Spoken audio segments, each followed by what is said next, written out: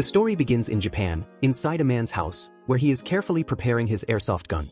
After finishing his preparations, he opens the door with determination and heads out.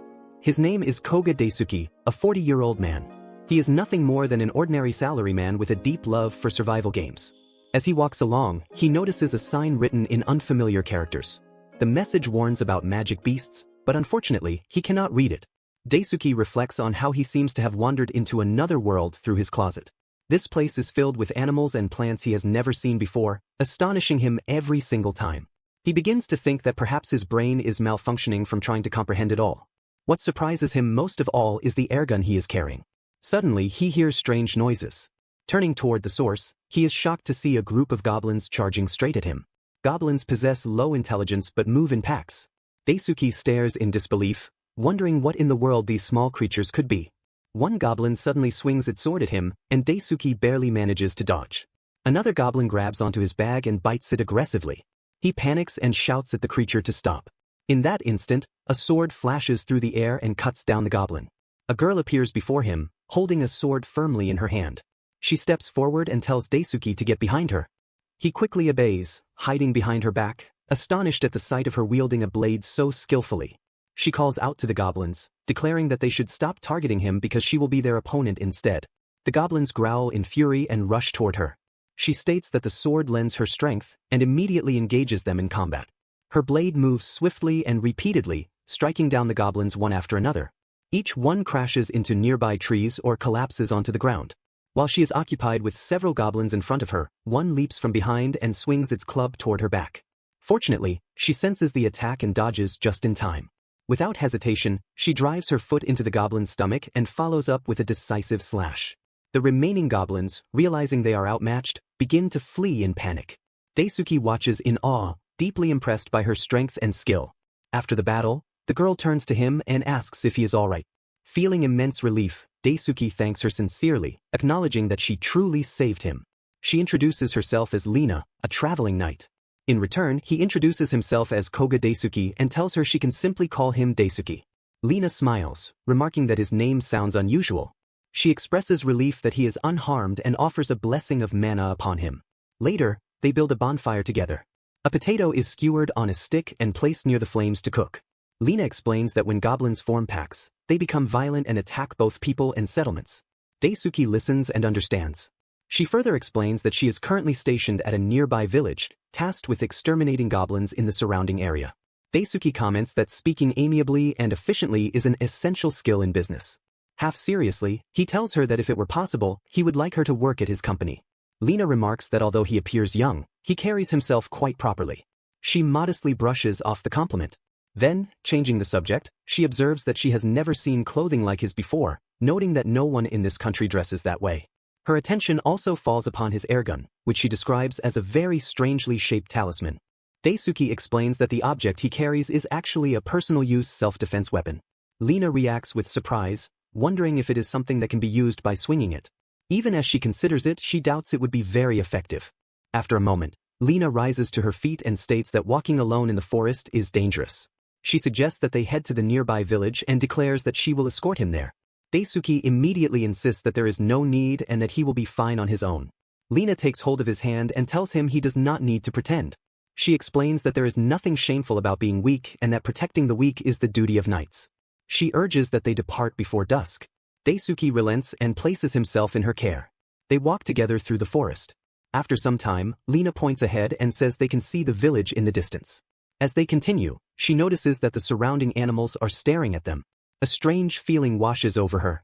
It seems as though all the animals are attempting to avoid something. Daisuke senses the same unease and agrees. Lina grips her sword tightly, suggesting that goblins might be nearby. Suddenly, a thunderous crash erupts in front of them. A massive monster lands directly in their path. Both Lina and Daisuke freeze in shock. Daisuke exclaims at its enormous size, recognizing immediately that it is certainly not a goblin. The creature's growl reverberates throughout the forest. It is a gargoyle, a magical beast created by casting sorcery upon statues, bringing them to life with the sole purpose of attacking humans. Without hesitation, the gargoyle lunges forward and swings its massive hands in an attempt to seize Lina. She narrowly dodges the attack. Realizing what it is, she questions why such a powerful monster would appear in this area. Bracing herself for combat, She resolves that she cannot allow it to rampage near the village. Panicking, Daisuke calls out to Lina, asking if she will be alright. He believes they should both flee immediately. Lina refuses, pointing out that the village lies close by. She declares that she will hold off the gargoyle and urges him to run to the village for safety. Before he can protest further, she dashes toward the monster. She executes a turning slash, a circular sword strike delivered with force and precision. However, the gargoyle raises its arm and blocks the blow effortlessly. Lina quickly realizes that her sword cannot pierce its hardened body. The gargoyle spreads its massive hands and attempts to crush her beneath them. She narrowly avoids being struck and retaliates with another swing of her blade, but once again it has no effect. Lina understands that a gargoyle exists solely to attack humans. If such a monster were to reach the village, the consequences would be catastrophic.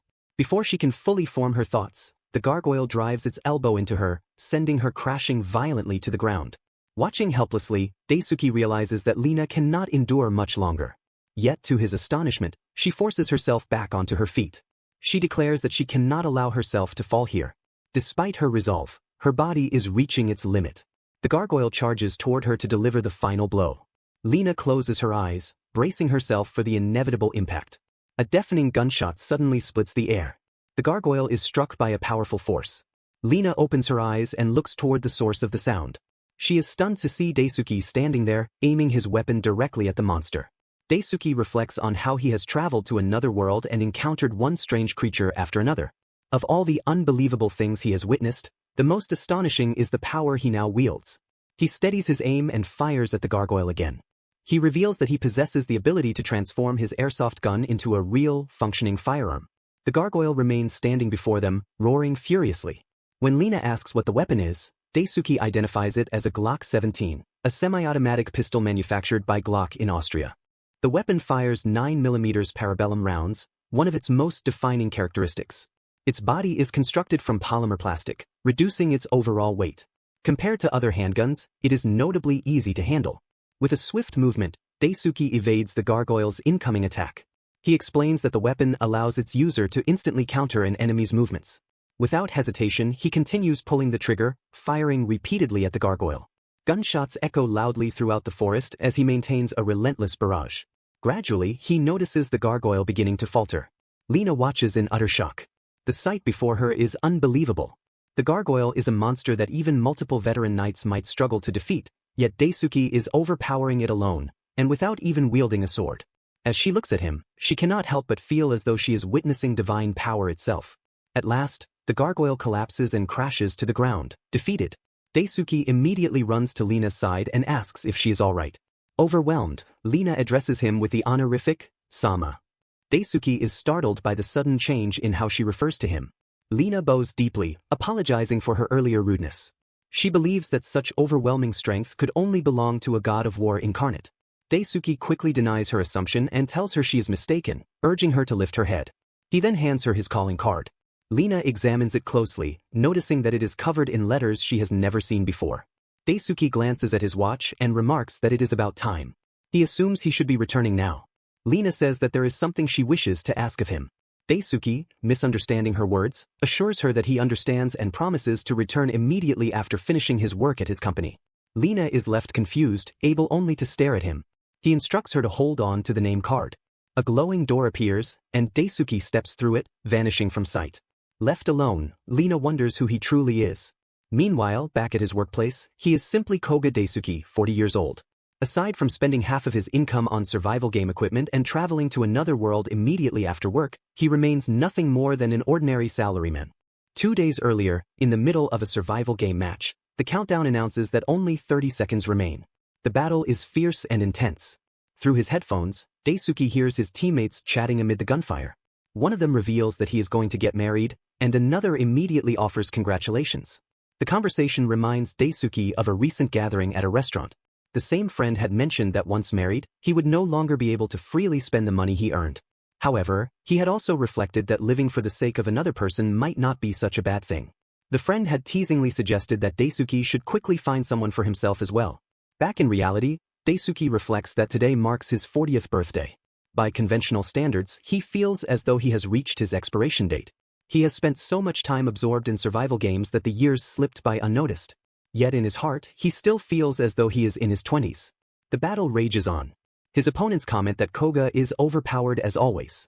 In the midst of the firefight, Daisuke contemplates what it would mean to live for the sake of another person. Thinking about it carefully, he realizes he has always done everything alone. Suddenly, a smoke screen envelopes him. Confusion grips him within the confined space. When the smoke clears, he is stunned to discover that his surroundings have completely changed. This is not the survival game environment. He questions where he is. A deafening roar shakes the air. Turning toward the sound, he is horrified to see a massive griffin swooping down, poised to seize him. Shocked, he stares at the enormous creature as it screeches and stomps toward him. He narrowly dodges its crushing attack. Through his headphones, a voice speaks, urging him to fight to his heart's content. As he faces the towering griffin, he wonders if someone is attempting to communicate with him. The voice continues, stating that it has granted him the power to fight and asking him to use it well. Panicking, Daisuke raises his rifle and fires at the monster. To his astonishment, the sound that erupts from the weapon is different, far louder and sharper than usual. It sounds like a real gun. He quickly removes the magazine and examines it closely. These are real bullets. He realizes that his airsoft gun has transformed into a genuine firearm. The weapon in his hands is an M4 carbine, one of the most widely used assault rifles in the world. It chambers 5.56mm NATO rounds and is capable of firing in 3-round burst mode, meaning it can discharge 3 consecutive shots with a single pull of the trigger. Daisuke reminds himself that he has trained in firearm control during practice sessions. Yet doubt creeps into his mind. Will this weapon even be effective against a creature of such enormous size? He shakes off the uncertainty and resolves to trust in its firepower. Steadying his aim, he fires at the griffin again. The creature suddenly spreads its wings and leaps skyward. Daisuke watches as it ascends, believing it has fled. As it continues flying, its form gradually fades and disappears into the sky. A voice remarks that it was truly splendid to summon such a being. Startled, Daisuke turns and sees a girl standing nearby. She smiles warmly and introduces herself as Krim, an observer of this world. She explains that this place is what people from his world would call another world. Daisuke is stunned. Krim continues, explaining that by summoning the griffin earlier, she was able to confirm his abilities. Daisuke is confused by her words. She clarifies that she has traveled across the world searching for battle-hardened and strong individuals like him. Daisuke attempts to explain that the fights she witnessed were merely survival games. Just games, not real battles. Krim rejects his explanation. She insists that his abilities are genuine. It is not only his combat proficiency that stands out, but also the redeeming qualities of his inherent goodness. Above all, she emphasizes the strength of his heart, one that has never turned away a person in need. Daisuke is taken aback by how specific her assessment is. Krim then reveals the true reason for summoning him. At this very moment, the world stands on the brink of being consumed by malevolence. In time, it will inevitably descend into chaos. She explains that she is merely an observer and cannot directly interfere with the world's events. Therefore, she asks Daisuke to help anyone he encounters who is in need. If he does so, the world will eventually be saved. She concludes by expressing her firm belief that he will succeed. Daisuke explains that helping people in trouble is fine in itself, but he still has his job, and finding time to rest would be difficult. Krim tells him not to worry. With a casual wave of her hand, a door appears before them. She explains that she has connected the entrance of this world directly to his closet. Daisuke is astonished, recognizing that it truly leads to his own room. Krim reassures him that he does not need to force himself. He may come whenever he has time. He should simply take it easy and save the world at his own pace. Daisuke asks if she means whenever he can afford to spare the time, remarking that it sounds like generous working conditions. Krim asks whether he understands how he was summoned. Daisuke responds that he is familiar with such work arrangements and has no objections. He will do what he can. Krim then states that in exchange, she will grant him special abilities to aid him on his journey. Daisuke is taken aback.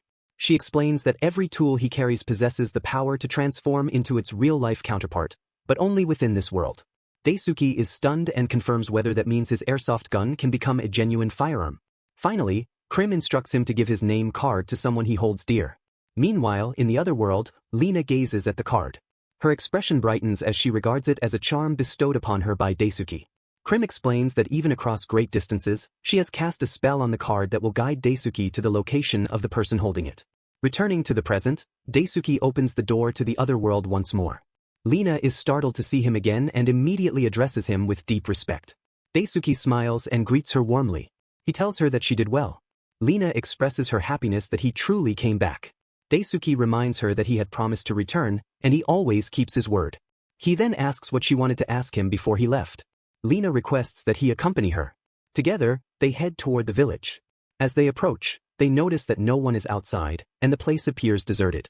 Suddenly, villagers emerge from hiding. Upon recognizing Lina, they rush toward her and rejoice at her safe return. A young boy named Rocco runs up to her, expressing relief and gratitude that she has come back. Lina reassures him that she is fine, declaring that she is strong after all. Daisuke remains confused by the atmosphere. Lina then explains the situation. Until this very moment, the village has been under the control of a tamer, a person capable of commanding monsters at will. About half a year ago, this man set his sights on the village's harvest and launched an attack using hordes of powerful monsters under his command. Although the villagers resisted, they were unable to stand their ground against such overwhelming force. The girls were abducted, and their money and food supplies were repeatedly stolen. Lina recounts that she happened to pass through this village during one of her journeys. Determined to save it, she challenged the tamer, whose name is Murdoch. She demanded that he release the village and the hostages.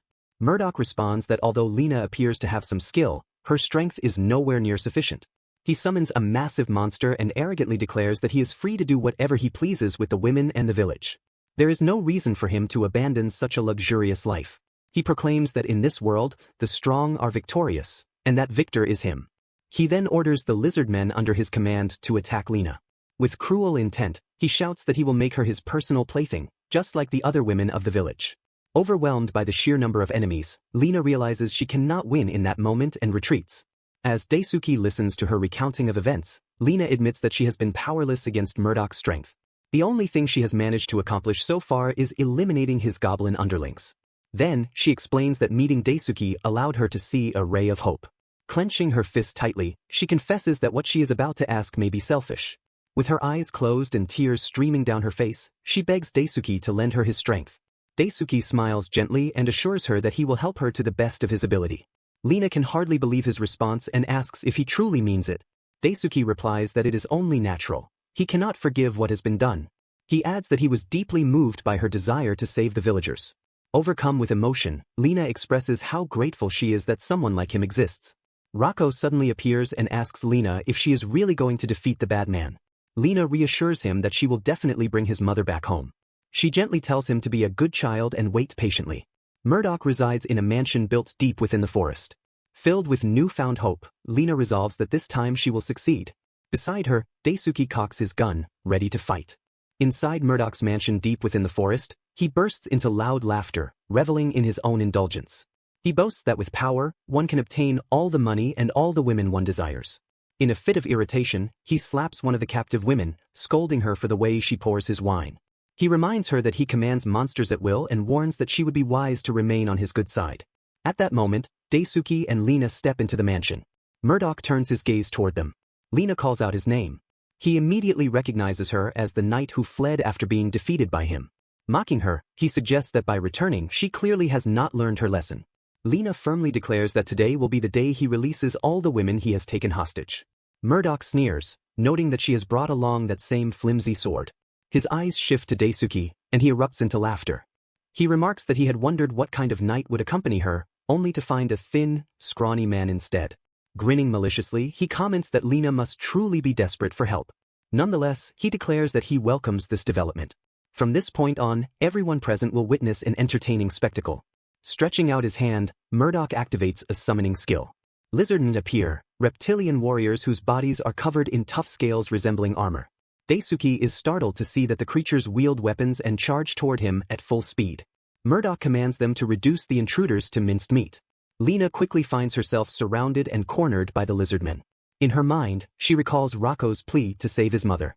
Calling upon her sword to grant her strength, she executes her turning slash technique and manages to defeat one of the reptilian warriors. However, another lizard man lunges at her. She blocks its strike, but the force sends her crashing to the ground. The creature roars, preparing to deliver the finishing blow. A thunderous gunshot suddenly echoes through the mansion. The sound comes from Daisuke's weapon. He fires repeatedly, bullets striking the lizard man until it collapses. Murdoch stares in shock, unable to comprehend what he is witnessing. He mutters in disbelief, wondering what kind of power is being unleashed. He notes that without any chanting, Daisuke is releasing invisible arrows that cannot be seen with the naked eye. Lina rises to her feet, declaring that Daisuke is truly remarkable. Murdoch protests in disbelief. These lizardmen are formidable monsters, capable of crushing bones with their bites and protected by scales as resilient as armor. Yet such powerful creatures are being defeated effortlessly by this strange-looking, slender man. Whispers ripple through the hostages as they witness the scene. Murdoch shouts at Daisuke, demanding to know his identity. He questions whether he is a sorcerer or perhaps a spirit user. Daisuke calmly introduces himself as Koga Daisuke, section chief of training design planning at his company, a salaryman. Murdoch is left bewildered, having never heard of such a class before. Daisuke reflects that although the situation has escalated beyond what he expected, opponents of this level do not seem particularly troublesome. Without hesitation, he begins firing at the remaining lizardmen. Watching his forces fall, Murdoch curses them as useless. He abruptly retreats, muttering that it cannot be helped. If ordinary monsters are insufficient, he will retrieve something else from his private collection. Grimly, he acknowledges that he did not anticipate having to use it, but once he does, it will mean the end for them. Murdoch summons yet another monster and commands it to devour everything in its path. Outside the room, a lizardman corners Daisuke and charges at him. Daisuke fires immediately, but the creature raises its shield and blocks the bullet. The lizardman leaps toward him to strike. But suddenly, a gigantic plant-like monster bursts forth and seizes all the lizardmen in its tendrils, consuming them alive. It is a large man-eating carnivorous plant, capable of moving on its own and possessing enough intelligence to trap animals and other living beings. Both Lina and Daisuke are stunned by the sudden appearance of the enormous plant. Murdoch laughs triumphantly, urging them to taste the might of his prized collection. Lina rushes forward and slashes at the plant's tentacles. However, the severed appendages regenerate almost instantly. She recoils in shock, realizing that the wounds are healing before her eyes. Murdoch shouts mockingly that her efforts are futile. Blades are useless against it, and any injury will regenerate immediately. Daisuke opens fire on the monster, but they witness the same phenomenon. Every bullet wound closes in an instant. Lina tells him that it is useless. The plant's regenerative power is overwhelming. Unless they use an attack of tremendous force, they will accomplish nothing. The monster lashes out with its tentacles, striking at Lina, but she narrowly dodges. Daisuke understands that they must prevent it from regenerating. He recalls Krim's words, that his closet and this world are connected, and he can access it whenever necessary. Without hesitation, he reaches into the portal linked to his closet and retrieves another weapon. It is a shotgun. Murdoch shouts that no one can stop the creature until it has devoured every living being nearby. According to him, their defeat is inevitable. Suddenly, one of the plant's tentacles slams into Lina, sending her reeling. On the verge of losing consciousness, she imagines someone asking if she is all right. For a fleeting moment, she thinks it is someone from her past, but in reality, it is Daisuke calling out to her. She opens her eyes and sees him standing there. He urgently tells her to watch out. Daisuke fires the shotgun at the man-eating plant. The blast detonates with immense force, causing part of the monster to explode. Murdoch stares in disbelief. He cannot comprehend how the plant's regeneration is being disrupted. His gaze shifts to Daisuke's weapon, and he demands to know what it is.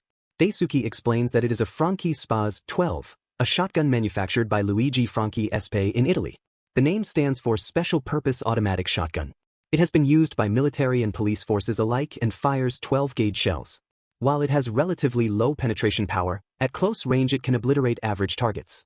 Some nations even refer to such weapons as miniature cannons, designed specifically for close-quarters combat.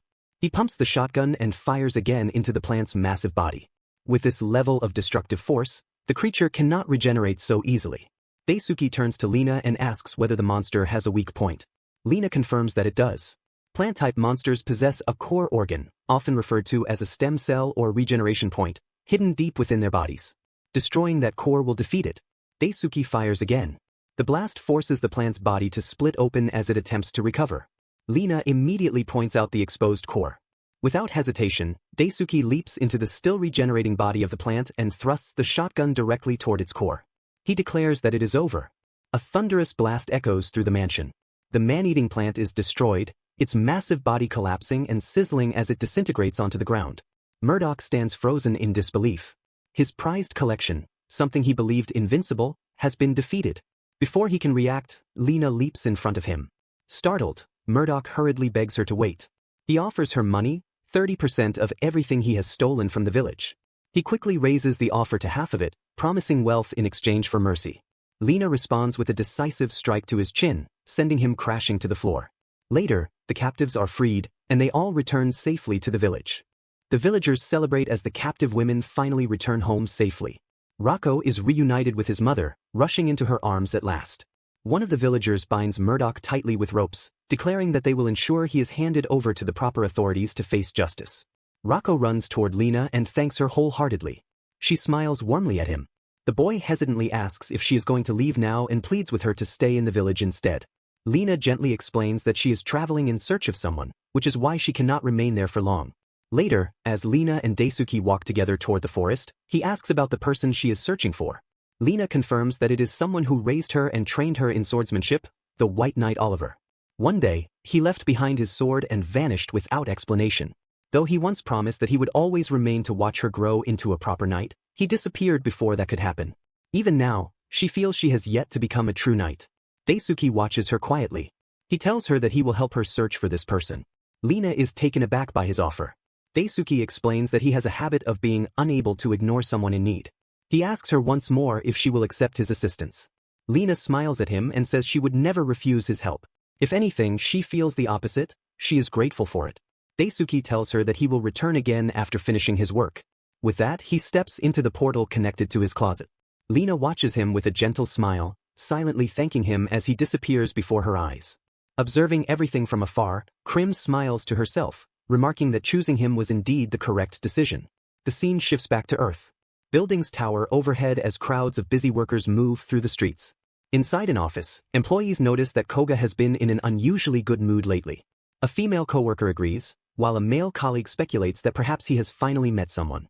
They have no idea that a man from their world and a traveling female knight from another have crossed paths. The encounter between those two will one day lead to events that change the fate of her world. At the bustling port, workers move busily among ships and cargo. Suddenly, a glowing portal door appears out of nowhere. The workers nearby stop and stare, wondering what it could be. From the portal connected to his closet, Daisuke steps out. The workers who witness his arrival are left in shock. Daisuke himself is surprised to see the vast sea stretching out before him. Lena quickly notices him and calls out. He greets her warmly. She explains that they are in the port city of Cesan, Norma. Daisuke remarks on how lively the place is. Lena explains that the constant flow of goods naturally gathers people at the port, and travelers waiting for their ships often spend their nights here as well. She adds that she believes there may be clues about Oliver in this city. Daisuke agrees, reasoning that with so many people gathered here, someone is bound to know something. As they walk through the streets, they hear someone loudly calling for people to gather. The announcement is for challenge battles at the Coliseum. With the ringing of a bell, the announcer calls for anyone confident in their abilities to step forward, declaring that the champion will receive 100 gold pieces. Daisuke asks Lena what this is about. She explains that it is a recruitment advertisement for participants in Coliseum matches. Daisuke is amazed, commenting that not only do Coliseums exist here, but there is a functioning one. Originally built for shows and contests, it was later repurposed after the current lord took control. It now serves as a venue for matches and gambling, and over time, the atmosphere there has grown increasingly unsavory. Lena mentions that she has never heard anything good about the place and advises Daisuke to stay away from it. Suddenly, someone running from behind collides with Lena. The impact nearly causes her to fall, but Daisuke quickly catches her in his arms to keep her from slipping to the ground. The person who bumped into her is a hooded girl. As she continues running, she briefly locks eyes with Daisuke before disappearing into the crowd. Daisuke asks Lena if she is alright. Lena suddenly realizes that she is still being held by him and hurriedly bows in apology. She explains that because someone bumped into her, she unintentionally clung to him. Daisuke reassures her that it is fine. He glances back at the hooded girl and notices that she is pushing through others, bumping into people to clear her path. Later, at Sango's eatery, a serving of wood-grilled nut steak is placed on the table before them. Daisuke and Lena dine together. Daisuke comments that the food looks delicious. Lena replies that she is glad he likes it and asks him to consider the meal her way of thanking him for earlier. A nut is a common large fish that swims near the water's surface, and the wood-grilled steak is a local specialty. Lena offers thanks for the bounty provided by both the ocean and the land. Daisuke eagerly expresses his gratitude for the meal as well. As they eat, he remarks that it is delicious. Lena notes that a nut closely resembles mackerel. Daisuke suggests that it would pair well with ginger soy sauce or ponzu, and he adds that he would love to enjoy it with Japanese sake. Lena's happiness is visible on her face as she agrees that it is delicious. She notices Daisuke staring at her and asks if something is wrong. He comments that her expression changes when she smiles. Lena blushes slightly and asks if he finds it strange. Daisuke responds that it is quite the opposite.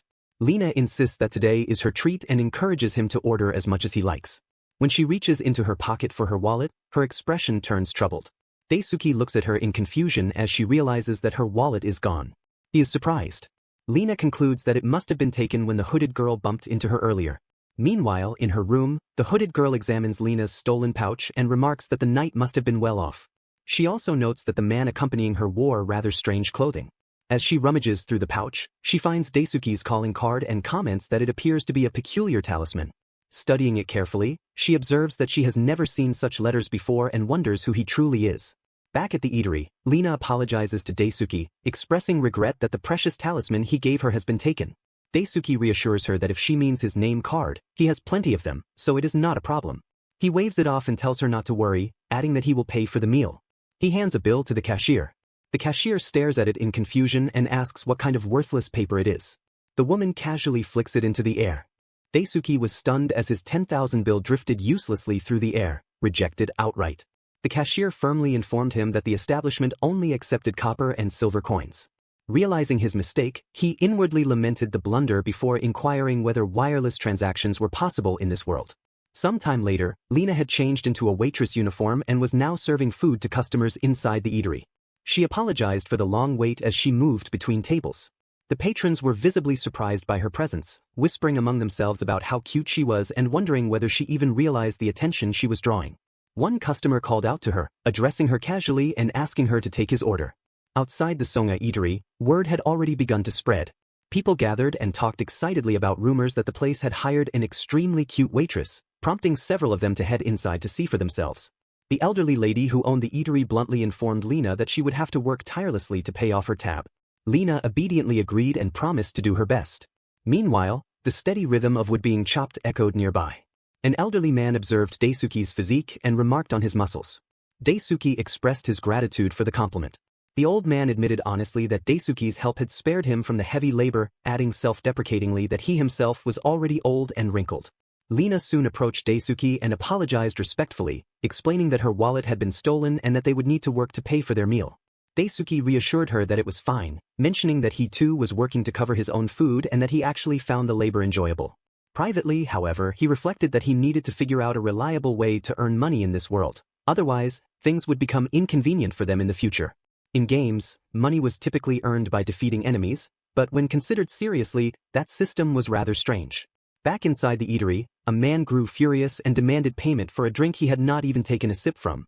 The hooded woman who had been present earlier heard the commotion and glanced out the window toward the source of the noise. The elderly owner confronted the man, questioning what nonsense he was spouting. She pointed out that he had spilled the drink himself and that it was entirely his own fault. The man countered that he would overlook the charge for the drink if she also refrained from charging him for the food. The elderly woman immediately recognized his intent to dine and dash and refused outright. Enraged, the man drew his sword, declaring that the old woman was making a fool of him. Lena witnessed the escalation and called out to the owner. She then stepped forward, telling the man to stop and declaring that if he wanted a fight, she would stand as his opponent. At that moment, Daisuke positioned himself in front of the elderly woman and faced the armed man directly. The old lady was shocked by his sudden intervention, while the hooded girl recognized Daisuke upon seeing him. The man angrily demanded to know what Daisuke thought he was doing and ordered him to get lost. The other customers murmured anxiously as they watched the confrontation unfold. Daisuke calmly stated that the man was disturbing everyone and asked him to quiet down. This only infuriated the man further. He took offense at being told what to do and deemed it unforgivable. Raising his sword high, he moved to strike Daisuke down. The elderly woman urgently warned Daisuke to run, fearing he would be killed. Before the man could follow through, Daisuke fired his weapon. The projectile struck with precision, forcing the man to drop his sword as he cried out in pain. The hooded woman stared in shock at what had just happened. Lena attempted to calm Daisuke, but he assured her that everything was fine. He explained that he had used a rubber bullet. In a brief recollection, Krim had previously informed Daisuke that, in addition to being able to convert his airsoft guns into real firearms, he could also freely select any type of ammunition at will. Daisuke had been impressed by how convenient that ability was, and Krim had encouraged him to use it as he saw fit. Back in the eatery, one of the man's companions angrily declared that they would not let Daisuke get away with this. However, before they could launch an attack, Daisuke fired again, striking the second man's hands and causing him to drop his axe as well. The rubber ammunition he used had originally been developed for riot suppression. Though its range was shorter than that of metal projectiles, the impact it delivered was comparable to the punch of a heavyweight boxer.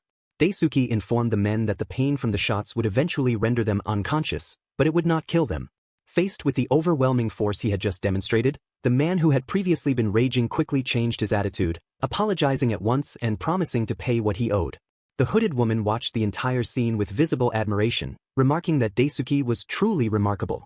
After the situation had settled, Daisuke turned to the elderly owner and apologized for abandoning his work in the back. The old woman reacted with disbelief at his words.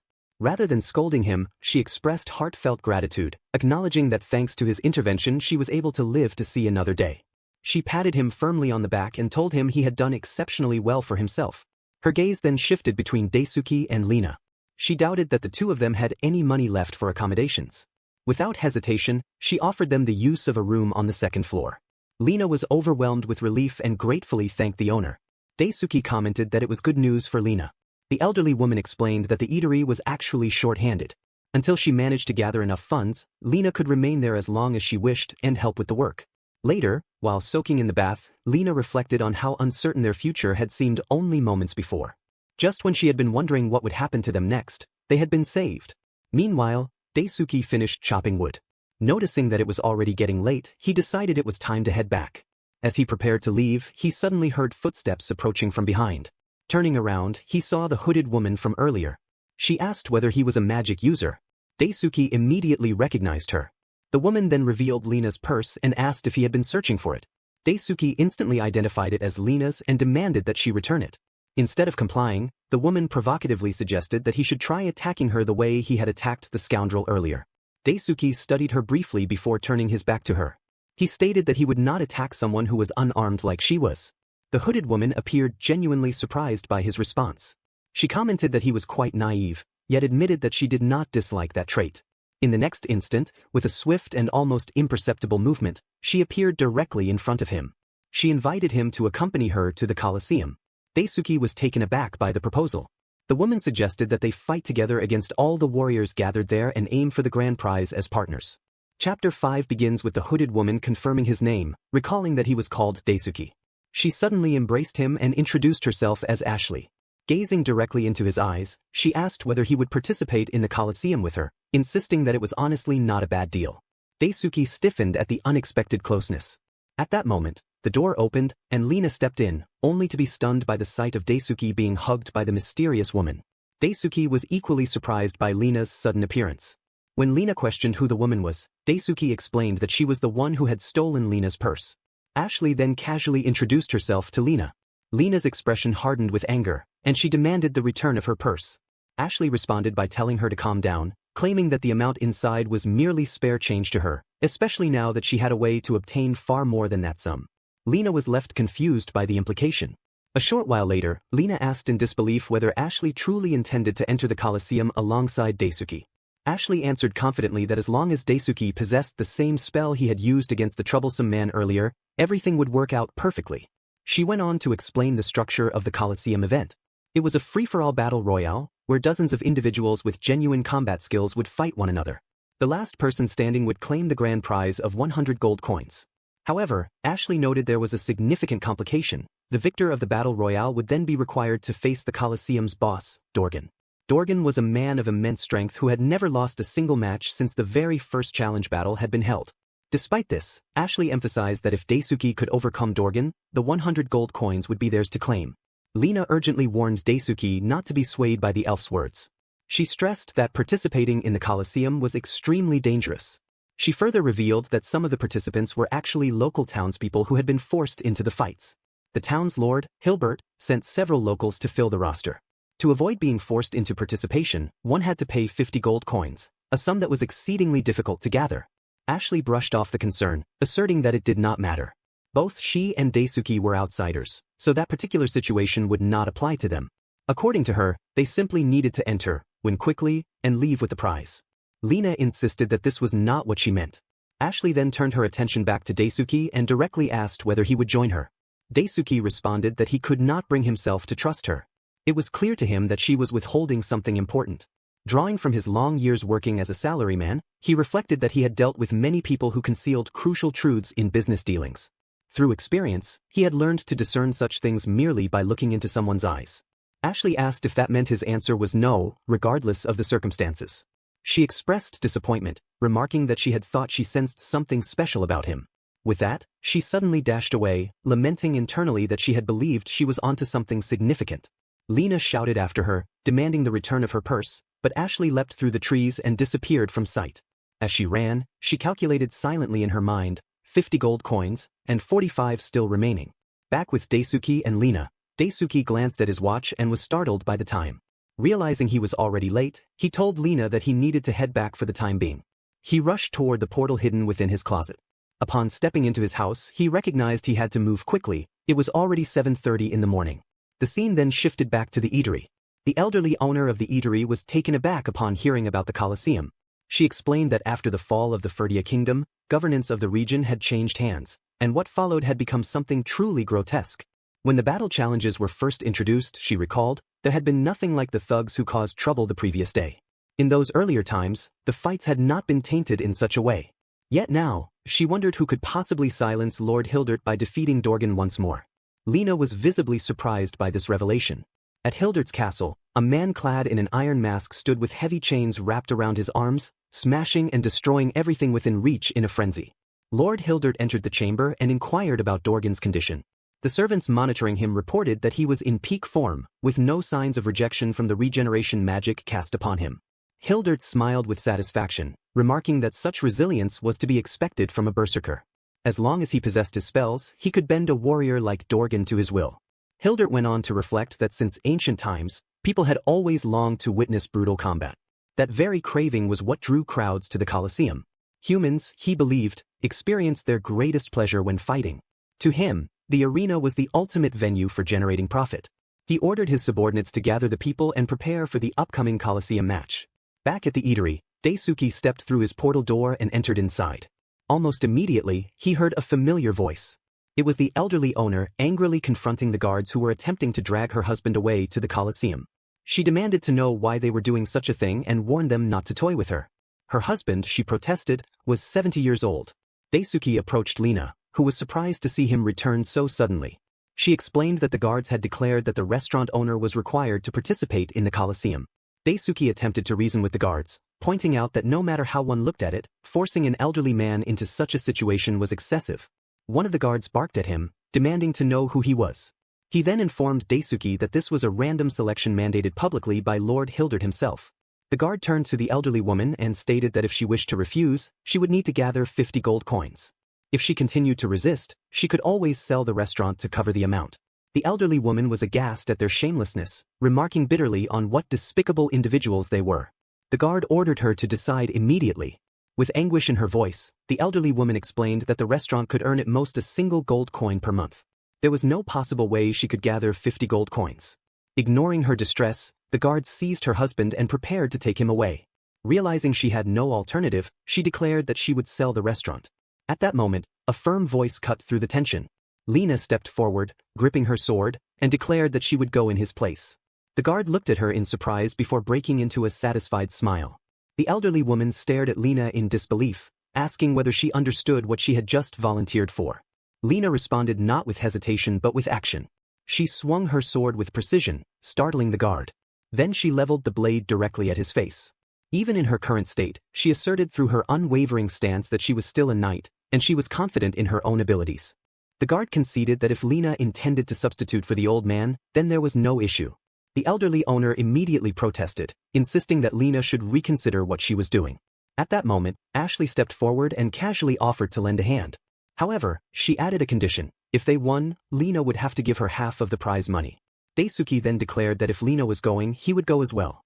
Lena looked at him in surprise. Daisuke explained that he was simply staying true to himself. Lena turned to the elderly woman and apologized, saying she would have to take leave from her job. The elderly owner could hardly believe what she was hearing and questioned whether they were truly serious about this decision. Lena answered with firm confidence, stating that they would attempt to defeat Dorgan and render Hildert speechless. At the Coliseum, an announcement rang out declaring that the battle challenge was about to begin. Those confident in their abilities were instructed to enter through the participants' gate.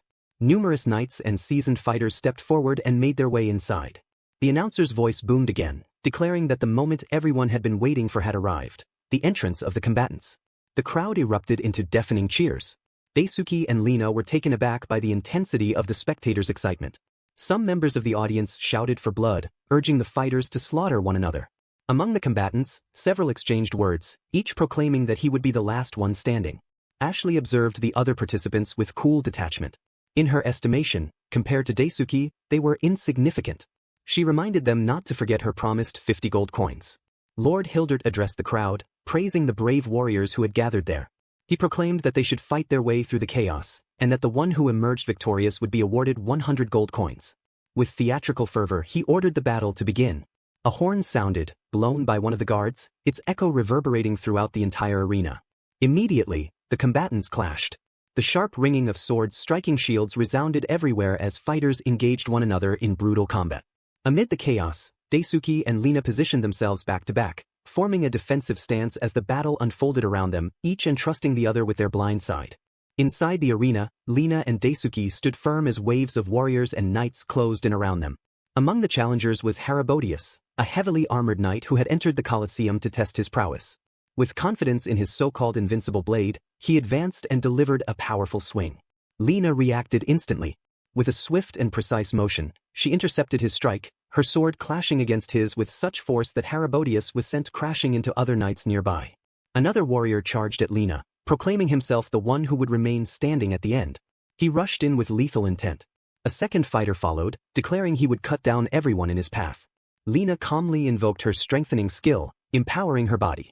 She met their assault head-on, her blade striking again and again in rapid succession. Steel rang against steel as she clashed with them.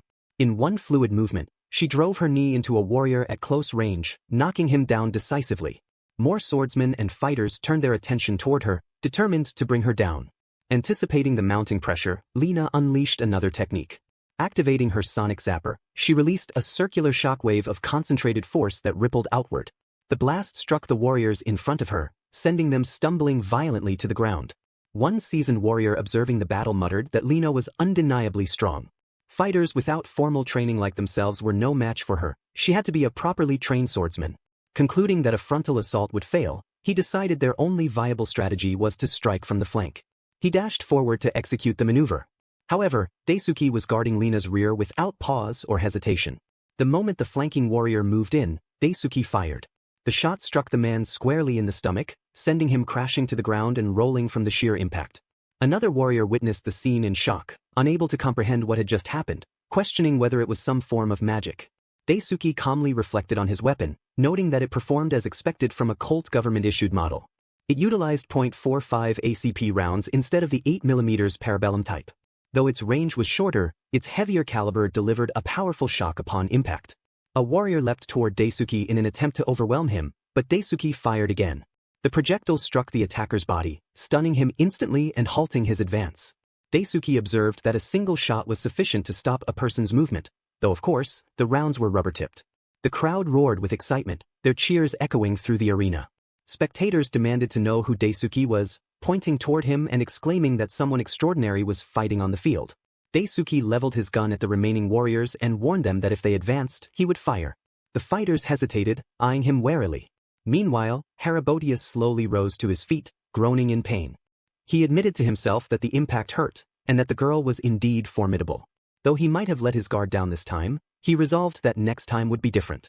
Lina continued carving her way through the arena, engaging warrior after warrior with unwavering focus, while Daisuke provided cover fire, methodically incapacitating opponents who attempted to gain advantage. Haribodius, observing Daisuke's strange weapon, remained perplexed by what he was witnessing. Among the combatants were several individuals who had been forced into participation. Some muttered in despair that there was no point, they could not possibly defeat fighters like Lina and Daisuke. One confessed that he had never even held a sword in his life before being dragged into the arena. A goon lurking nearby noticed the frightened group and judged them to be easy prey. He charged toward them, mocking their unwillingness to fight while still dreaming of claiming the prize. In his arrogance, he underestimated them. Before he could complete his swing, however, a powerful slash struck his arm. He collapsed to the ground from the blow.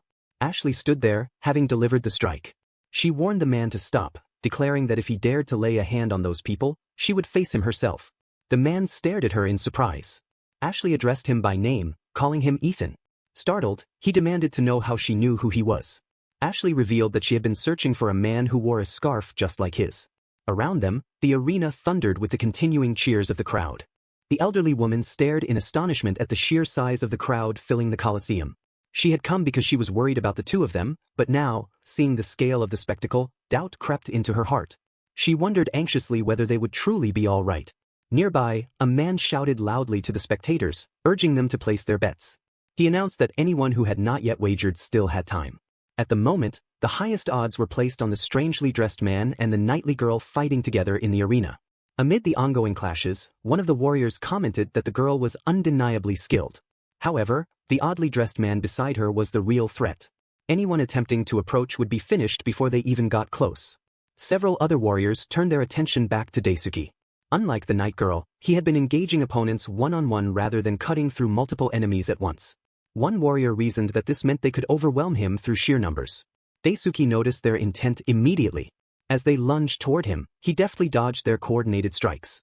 One of the knights laughed, pointing out that even if Daisuke managed to take one of them down, the other would strike him down in return. Daisuke leapt back to create distance, acknowledging inwardly that their reasoning was sound. In a situation like this, that would indeed be the logical tactic. Lina spotted the two warriors working together to corner Daisuke and angrily denounced them as cowards. At that moment, Daisuke thrust his arms into his portal, keeping his weapon ready in one hand while searching inside the dimensional space for something else. The surrounding warriors hesitated in confusion, unsure of what was happening. Elsewhere in the arena, Ashley called out to the frightened group of unwilling participants. She urged them to listen and told them to run. Although the last person standing would be declared the winner, losing did not necessarily mean death. They could end their participation by laying down their weapons and yielding. The terrified townspeople began to cry, explaining that even if they lost, they would simply be forced back into the arena for another battle. There was no real escape for them. Ashley shut her eyes briefly and told them to stop despairing. If they could survive this, they would find a way forward. For now, they needed to cling to their lives and flee. Before she could finish speaking, a loud shout echoed across the arena. Everyone turned toward the source of the commotion. To Ashley's surprise, Daisuke was repeatedly firing at the armored knight, driving him backward until he crashed heavily onto the ground. Daisuke now held a different weapon in his hands. Ashley stared at the strange, hammer-like firearm, wondering what it was. It was an Ingram M10, an American-made submachine gun. A submachine gun was capable of firing pistol-caliber ammunition in rapid succession. Compared to assault rifles, the M10 was easier to maneuver and swing in tight quarters. In close combat situations like the chaotic battlefield of the Coliseum, it proved especially effective. Daisuke opened fire on anyone who attempted to rush him. The weapon in his hands functioned essentially as a machine pistol, capable of unleashing a rapid stream of rounds and striking multiple targets in quick succession. The crowd watching the spectacle was astonished by his performance and erupted into cheers, their excitement swelling with every opponent he drove back. Ashley watched in admiration, declaring to herself that he was truly incredible. If anyone could win this match, it was Daisuke. With his abilities, victory seemed entirely possible. From his elevated seat, the Lord observed the unfolding battle with amusement. A faint laugh escaped him as he remarked that they appeared to have a formidable contender this time. He summoned a soldier and ordered that Dorgan be released. The guard hesitated, questioning whether it was appropriate to unleash him so early in the match. The Lord replied that allowing Dorgan to fight when only 1 or 2 men remained would be dull. The guard bowed in acknowledgement and stated that preparations would begin immediately. Inside the arena, the remaining warriors were startled when a massive gate suddenly creaked open. The heavy chain restraining Dorgan's arm unlocked, and without hesitation, the colossal figure charged into the arena. He stormed forward, swinging his massive arms wildly. One unfortunate warrior was struck and sent flying through the air upon impact. Panic rippled through the combatants. Some shouted in terror that something monstrous had entered the field, and many began to flee in desperation. Dorgan abruptly halted his rampage and fixed his gaze directly on Daisuke, even as others scrambled to escape. Lina and Ashley were both taken aback. Daisuke's eyes widened as he faced the towering figure before him, stunned by its sheer size. The announcer's voice rang out, declaring that this was the moment everyone had been waiting for, the entrance of the strongest warrior, Dorgan. The audience erupted into thunderous applause and cheers. Dorgan let out a deafening roar that shook the arena. He seized 2 warriors in his massive hands and hoisted them into the air effortlessly. The men could only scream helplessly for salvation. Daisuke fired at Dorgan, but the shots had no visible effect. In the next instant, a gigantic fist hurtled toward him. He narrowly dodged the blow, barely avoiding being crushed. Lina called out to him, and he assured her he was unharmed, though he admitted that the creature was far more dangerous than he had anticipated. The remaining combatants were thrown into disarray. Some muttered that no one had warned them Dorgan would be such a monstrous being. Others despaired, questioning how anyone could possibly defeat something like that. Then the Lord rose from his seat and addressed the warriors still standing in the arena. If they wished to grasp their freedom, he proclaimed, there was only one path left: fight. A heavy silence fell over the arena as his words sank in. With deliberate emphasis, he challenged them all with a final question. Could they defeat the strongest of all warriors? Dorgan let out a low, menacing growl as he towered over every warrior remaining in the arena. His sheer size and presence instilled fear into nearly everyone present. Lena tightened her grip on her sword, bracing herself for what was to come. Some of the warriors attempted to bolster their courage, insisting that no matter how large he was, he could not possibly overcome their numbers. With that resolve, a group of them charged simultaneously, striking at Dorgan from multiple sides. Their blades and weapons landed against him, but the assault proved meaningless. Dorgan withstood their combined attack effortlessly and retaliated with overwhelming force, swatting them aside and crushing their formation with terrifying ease. Panic spread among the fighters. One of them broke down in disbelief, unable to comprehend how they were supposed to battle such a monster. Ashley, observing the chaos, told him to endure and wait patiently. Then she suddenly dashed toward the heart of the battlefield. Lena noticed Ashley's movement and questioned whether she intended to face Dorgan alone. Ashley responded that she had no such intention. She had simply assumed that someone would naturally join her. Lena found herself confused by that remark. Before either of them could press further, Dorgan swung his massive arms in a wide arc toward them. Both Ashley and Lena narrowly dodged the crushing blow. Lena countered by slashing at Dorgan's arm. The strike connected, and to her surprise, it actually cut him. Realizing the danger, she urgently called for Ashley to retreat. Just as Dorgan reached out to seize Ashley, a rapid succession of gunshots rang out. Daisuke fired repeatedly at Dorgan's arm, forcing the giant to pause and turn his gaze toward him instead. Daisuke called out to Ashley, asking if she was unharmed. Lena regrouped with them. Daisuke explained that he had switched his ammunition to live rounds, believing they would be more effective. High above, one of the guards monitoring the fight noticed Dorgan's injuries and expressed astonishment. The grafted tissue on Dorgan's body was visibly regenerating. The guard reported to Lord Hildert that the regeneration magic appeared to be a success. Hildert responded that while that was satisfactory, his interests extended beyond mere magical success. The guard added that he would report the results to their country immediately. Hildert mused that profiting from the people through the Coliseum was one matter, but his true passion lay in unleashing Dorgan in these matches. He commanded Dorgan, with his overwhelming strength, to bring everyone to their knees. Suddenly, a knight crashed dramatically into the arena as though making a grand entrance. He introduced himself as Haribodius III and boldly challenged Dorgan to a duel. Compared to the massive berserker, however, he appeared pitifully small. Without hesitation, Dorgan delivered a brutal kick that sent Haribodius flying aside effortlessly. The crowd roared in awe at Dorgan's strength, many now convinced that he would undoubtedly win the match. Then, to their surprise, Daisuke dashed forward.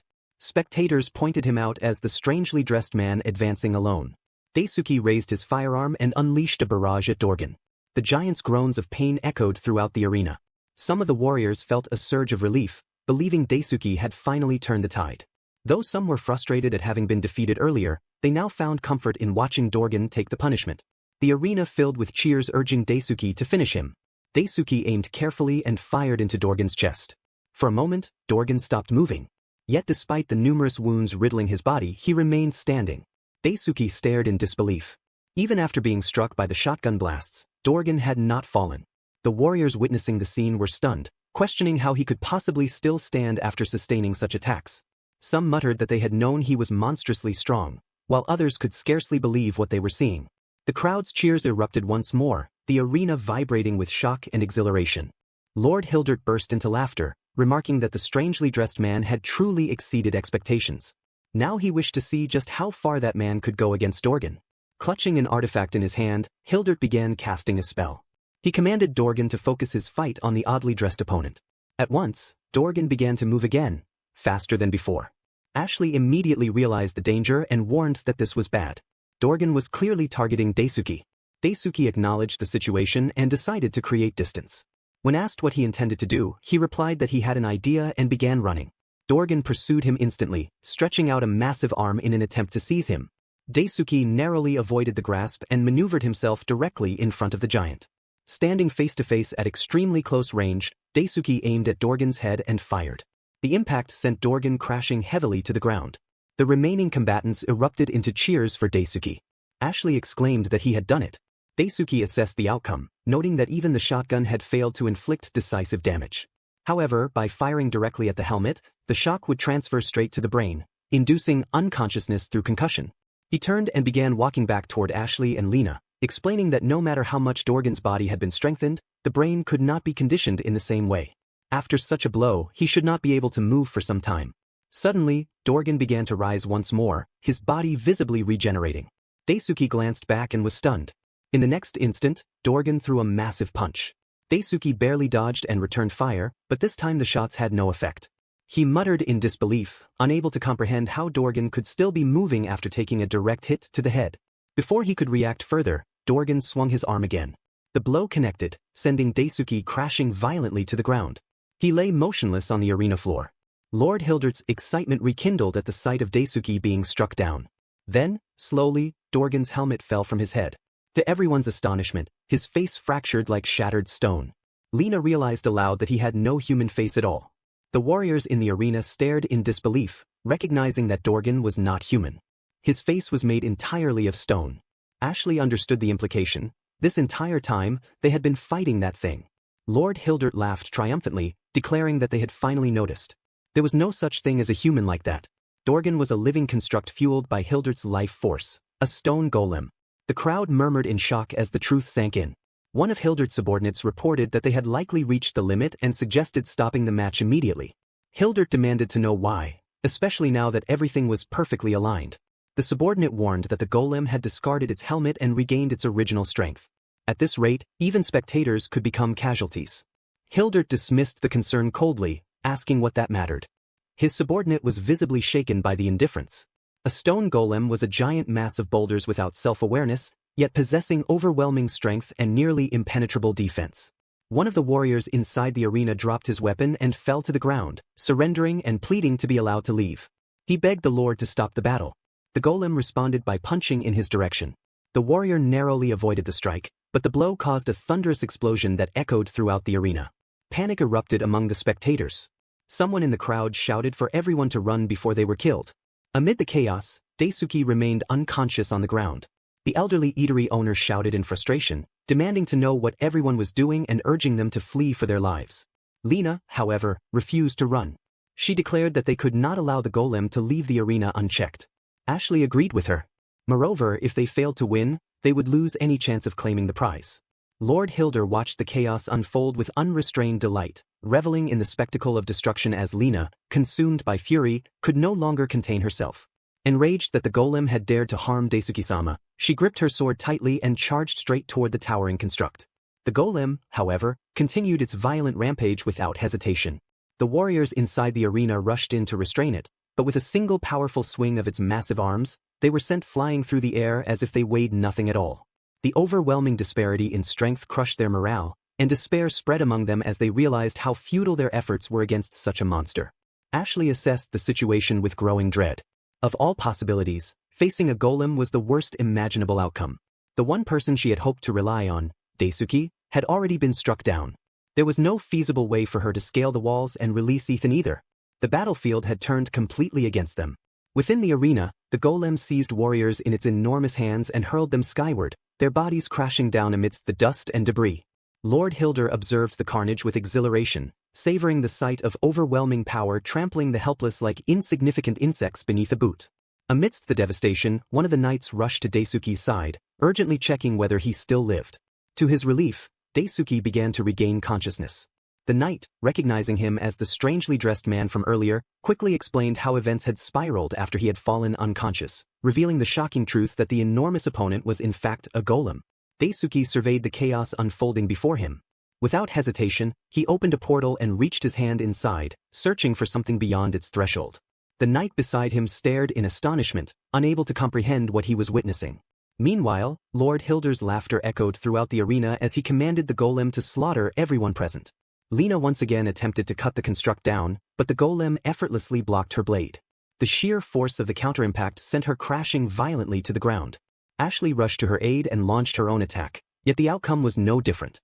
Lord Hilder roared with confidence, proclaiming the invincibility of his creation, boasting that nothing could possibly stop it. Then, a thunderous bang shattered the air. In an instant, the golem's arm ruptured and exploded into fragments. Shock rippled through the arena.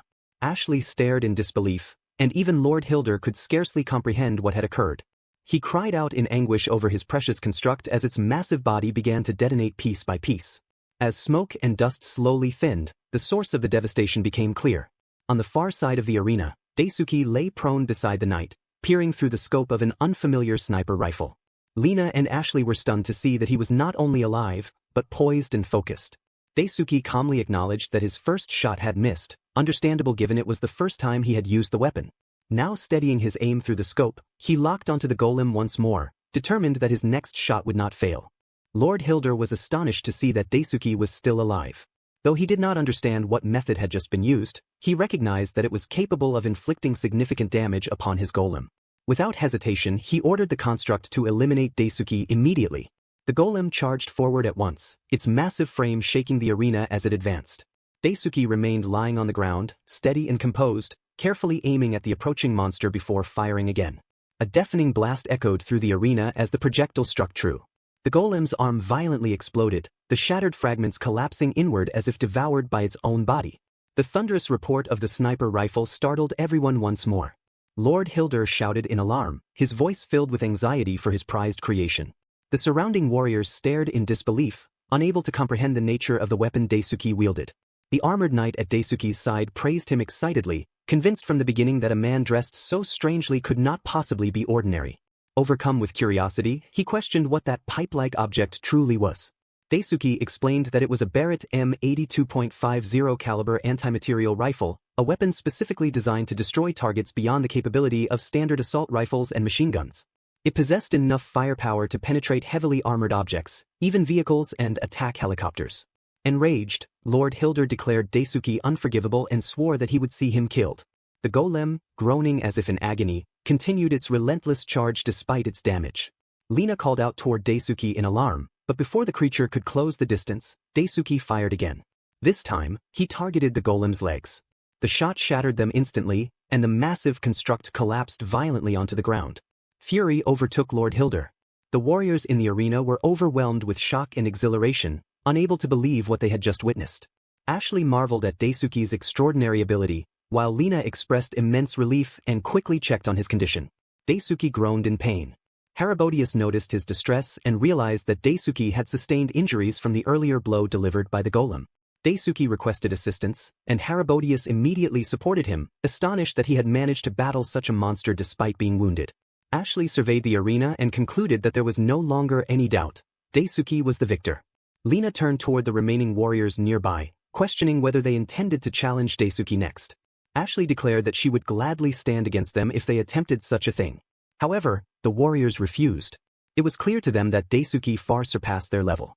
One even admitted that the mere existence of someone like him in this world was deeply unsettling. Meanwhile, Lord Hilder, consumed by rage, hurled curses at everyone present. In desperation, he began chanting a spell, commanding the golem to rise once more and unleash its power again. Shock spread through Lena and the others as terror gripped the arena. The battle was not over. The shattered fragments of the golem suddenly levitated into the air, reassembling themselves piece by piece. Before their eyes, the construct began regenerating. The warriors trembled at the sight of its revival. Lord Hilder's subordinates urgently pleaded with him to stop, warning that he was acting recklessly. They reminded him that the golem had originally been created by their nation's great sorcerer, Gremsama, through the most advanced sorcery manufacturing techniques. Attempting to forcibly recreate it through unstable means would only result in a dangerous and uncontrollable abomination. As the golem continued its grotesque reconstruction, the warriors denounced the act as dishonorable. The match had already been decided. Voices from the arena demanded that the victors be awarded their prize and allowed to leave. But Lord Hilder no longer cared about the tournament. His only desire was to kill the man standing before him. He pointed directly at Daisuke, his hatred unmistakable. Seeing this, Lena declared that they would handle the situation themselves and told Daisuke to leave it to them. Ashley reacted in surprise, questioning why she had been involuntarily dragged into such a perilous stand. In the midst of the chaos, the armored knight suddenly burst into laughter and formally introduced himself as Herodias III. With bold confidence, he declared that he would take on the golem as its opponent. However, as the golem's regeneration neared completion and its immense form began restoring itself piece by piece, Herodias immediately realized the gravity of the situation. Acknowledging that this had gone far beyond mere recklessness, he abruptly changed course. Rushing to Daisuke's side, he lifted him from the ground and hoisted him onto his back. He warned Daisuke that they were retreating and that the movement would aggravate his injuries, but he needed to endure it for now. Without hesitation, Haribodius dashed away from the battlefield. As he ran, Haribodius reasoned that the only effective method against the golem had been Daisuke's earlier long-range attack. In Daisuke's current wounded state, continuing the fight head-on would be nearly impossible. Nearby, someone noticed a broken section of the arena wall and pointed out that it provided an escape route to the outside. Ashley quickly instructed Ethan to leave with the others. When he questioned whether she would not be coming as well, she gave him a faint smile and explained that there were people here she could not abandon.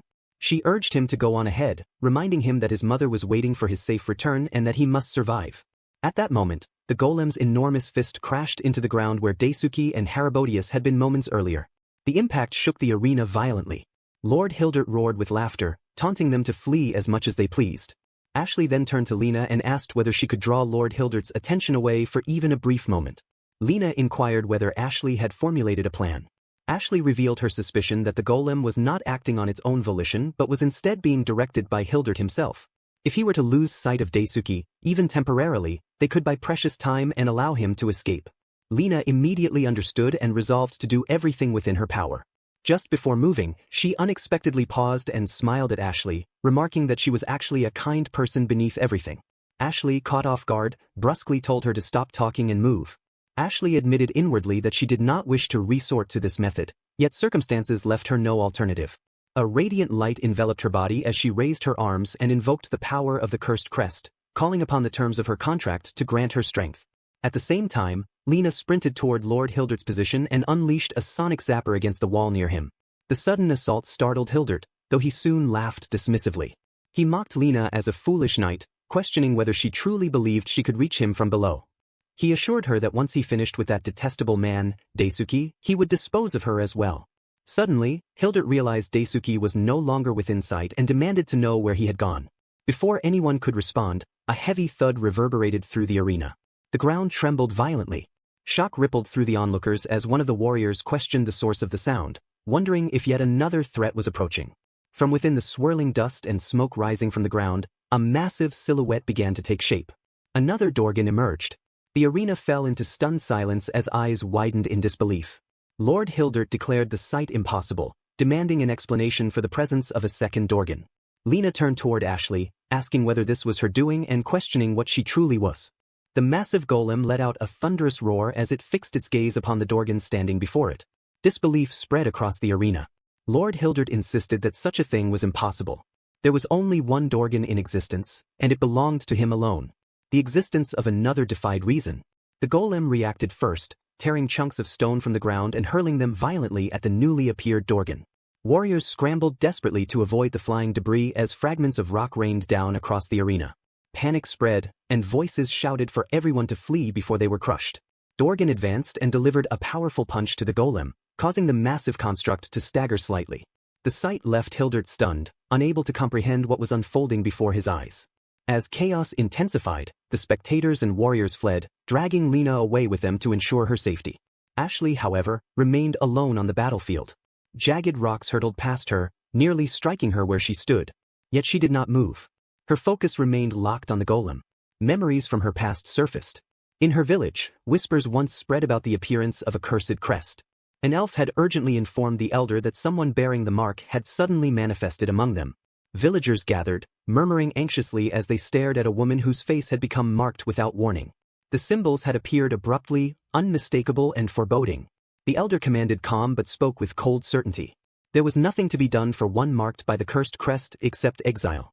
Those who bore it would inevitably bring misfortune upon the community. The elder asked Ashley whether she understood the meaning of those words. Soon after, water was thrown harshly against Ashley's face.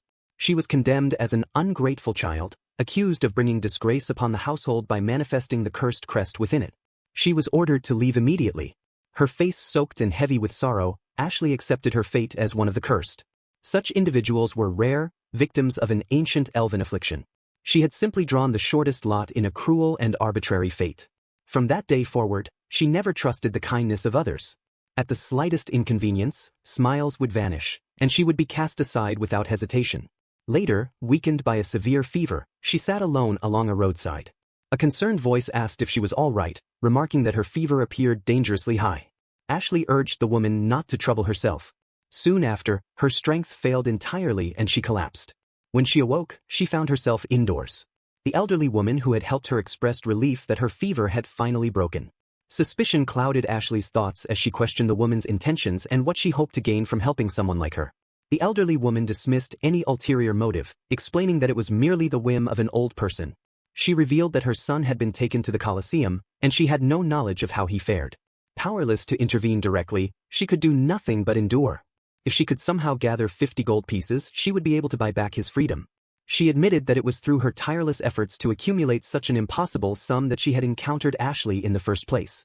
Ashley was stunned by the weight of her story and asked how many years it would realistically take to gather that amount.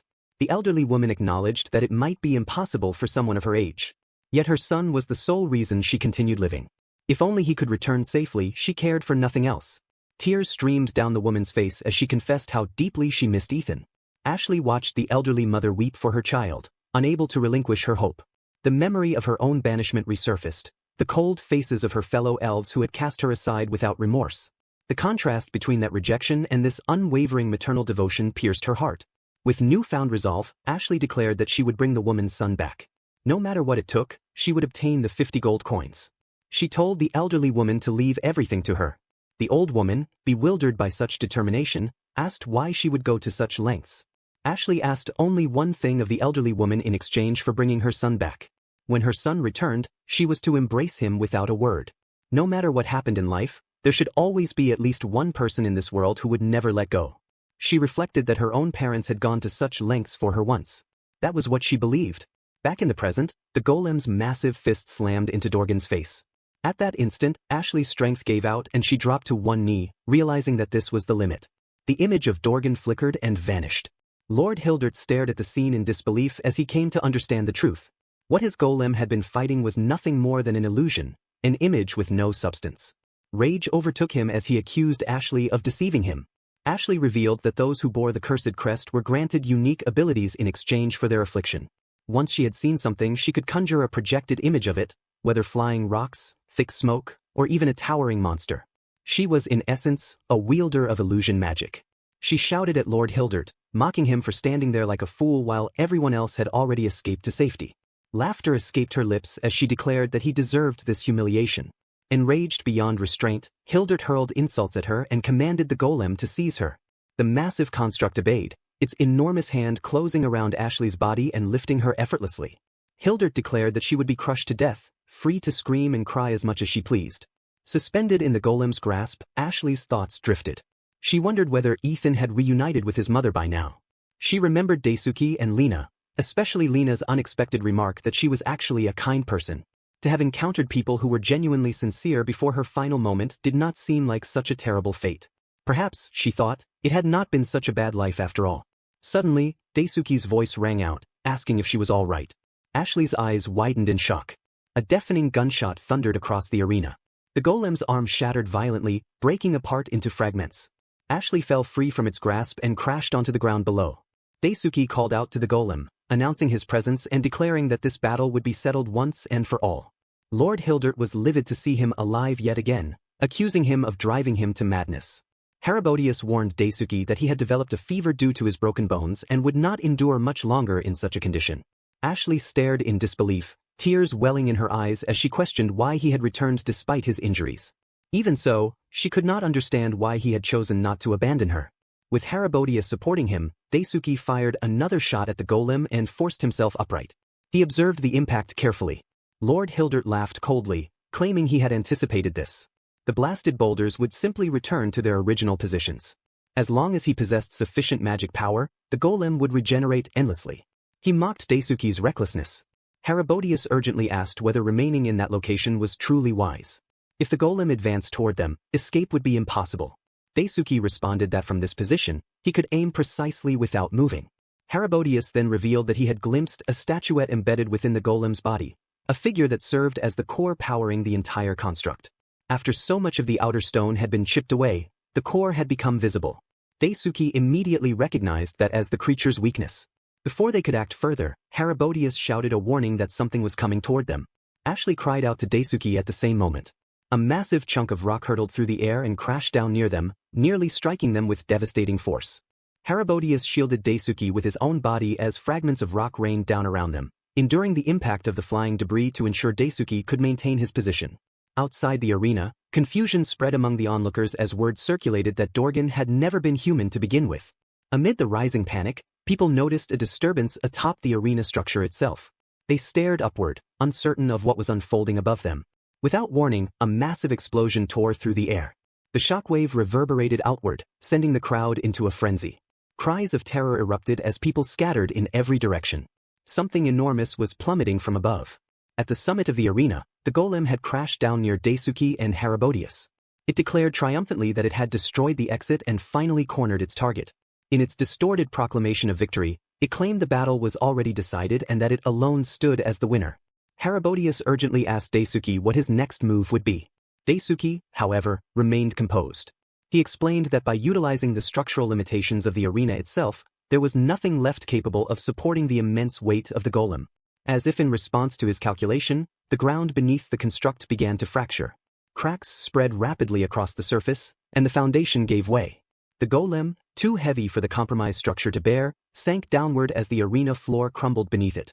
The massive construct fell into the collapsing cavity, its enormous frame wedged and immobilized as it continued to sink under its own weight. Herodias shouted for Daisuke to target the exposed statuette, the core powering the golem's entire body. He expressed unwavering confidence that Daisuke could accomplish it. With intense concentration, Daisuke steadied his aim. Through the scope, he aligned his shot with the revealed core and pulled the trigger. The projectile struck true. The golem shattered violently, its body disintegrating into countless fragments. The broken pieces cascaded from the top of the arena, crashing down to the ground below in a thunderous collapse. After the shot, Daisuke calmly adjusted his glasses, striking a pose reminiscent of a cinematic action hero, as though he had stepped straight out of a Hollywood film like John Wick. Chapter 10 begins with the shattered remains of the golem crashing down upon the ground, its massive body breaking apart into countless fragments. The warriors who witnessed its destruction stood in stunned amazement. Voices rose one after another in disbelief, declaring the feat incredible and acknowledging that Daisuke had truly defeated the monstrous construct. Awe spread through the crowd as they praised the man who had accomplished what seemed impossible. Amid the commotion, Ashley hurried toward Daisuke, who lay on the ground struggling to catch his breath. Anxiety was written plainly across her face as she questioned why he had returned when she had given him the chance to escape. Daisuke let out a faint laugh and explained that he was not the type of person who would abandon someone. Even so, he expressed relief that she was unharmed. Ashley, caught off guard by his sincerity, looked at him with a mixture of happiness and lingering worry and called him an idiot. With Herodias assisting on the other side, they helped Daisuke to his feet. As they did, the surrounding citizens began to notice them. A wave of cheers erupted, growing louder by the second. Daisuke looked around in surprise as the people began calling him the Golem Slayer. Excitement rippled through the crowd at the sight of the man who had saved them. Before Daisuke could respond, Herodias raised his arm high and declared to everyone that the golem had been defeated and that the danger had passed. The announcement was met with even louder cheers. A woman approached Daisuke, expressing heartfelt gratitude and addressing him as Mr. Golem Slayer. She thanked him because her husband had returned safely. The crowd echoed her sentiment, chanting his new title and praising him enthusiastically. Embarrassed, Daisuke asked them to stop and introduced himself properly as Kuga Daisuke, explaining that he was merely a salaryman. The woman reacted in surprise, asking whether that was truly his occupation and apologizing for any unintended rudeness. Soon, someone in the crowd began calling him Sir Salaryman. The nickname spread rapidly, and others joined in, praising him under this new title. Overwhelmed, Daisuke eventually smiled and admitted defeat to the crowd's enthusiasm. Herodias referred to him as a strange one and explained that it was only natural for civilians to rely upon the strong. The true meaning of a hero, he said, was to kindly answer those aspirations. Daisuke had every right to stand tall and take pride in what he had done. Lena rushed over and anxiously asked whether Daisuke-sama was all right, checking on Ashley as well. Daisuke replied that he was relieved she was safe too. Lena responded that it was thanks to him that she remained unharmed, though their situation was far from stable. Suddenly, a sharp command cut through the noise, ordering everyone to stop. Lord Hildert appeared with a contingent of guards. He demanded to know how Daisuke dared to destroy his precious golem. His fury escalated as he accused Daisuke of being a traitor to the country and ordered his immediate apprehension. The guards, however, hesitated. Hildert angrily questioned their inaction and commanded them to move at once. Without warning, a mug flew through the air and struck Hildert squarely in the face. Stunned, he demanded to know who had thrown it and threatened imprisonment under charges of treason. A man from the crowd shouted defiantly, daring him to follow through. He declared that they had Sir Salaryman, the man who defeated the Golem, on their side and challenged Hildert to come at them if he dared. The guards exchanged uneasy glances, murmuring among themselves. At that moment, one of Hildert's subordinates rushed forward with alarming news. The citizens, dissatisfied and enraged, had surrounded the mansion. Hildert, incredulous, demanded confirmation of what he had just heard. The crowd's anger boiled over. Shouts rang out condemning him. More objects were hurled in his direction. Mugs, vegetables, even an empty barrel. A citizen stepped forward to declare that the city was meant to be governed by a proper mayor. Ever since Hildert had taken control, their livelihoods had deteriorated.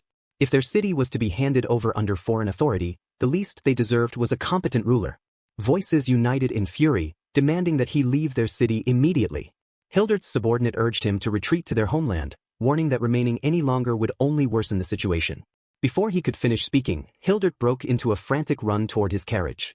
He ordered the coachman to depart at once. His subordinates scrambled after him, shouting for him to wait. Inside the carriage, Hildert glared back at the crowd and cursed the salaryman who had brought him such humiliation. He swore he would never forget this disgrace. The carriage sped away from the city as fast as possible, fleeing the scene amid the citizens' jeers. Afterward, the people erupted into jubilant cheers. Voices rang out declaring that they had done it and that Hildert was gone at last. An elderly man proclaimed that they were finally free. Amid the celebrating crowd, Ethan caught sight of his mother and called out to her. She turned in shock, overwhelmed with relief at seeing him alive. She expressed how grateful she was that he had returned safely. Ethan told her that someone inside the Coliseum had helped him, an elf, but he did not know where she had gone. Tears welled in his mother's eyes as she murmured that the promise had truly been kept. She remembered the words Ashley had once told her. When her son returned, she was to simply hold him without saying anything. Obeying that request, she wrapped her arms tightly around Ethan, embracing him in silence. From a short distance away, Ashley watched the reunion. A faint smile appeared on her face before she quietly turned and walked on. Later, once the aftermath of the arena battle had settled, the sound of clinking coin bags echoed through the area. A guard presented the prize, 100 gold coins, stating that it rightfully belonged to Daisuke. Daisuke responded modestly, remarking that if they truly accepted the entire sum, they might not even have a realistic way to spend it all. Ashley laughed and reminded them of her promise, stating that she would take exactly 50 gold coins. Lena urged Daisuke to hold onto the remaining 50, explaining that there would surely come times when they needed money.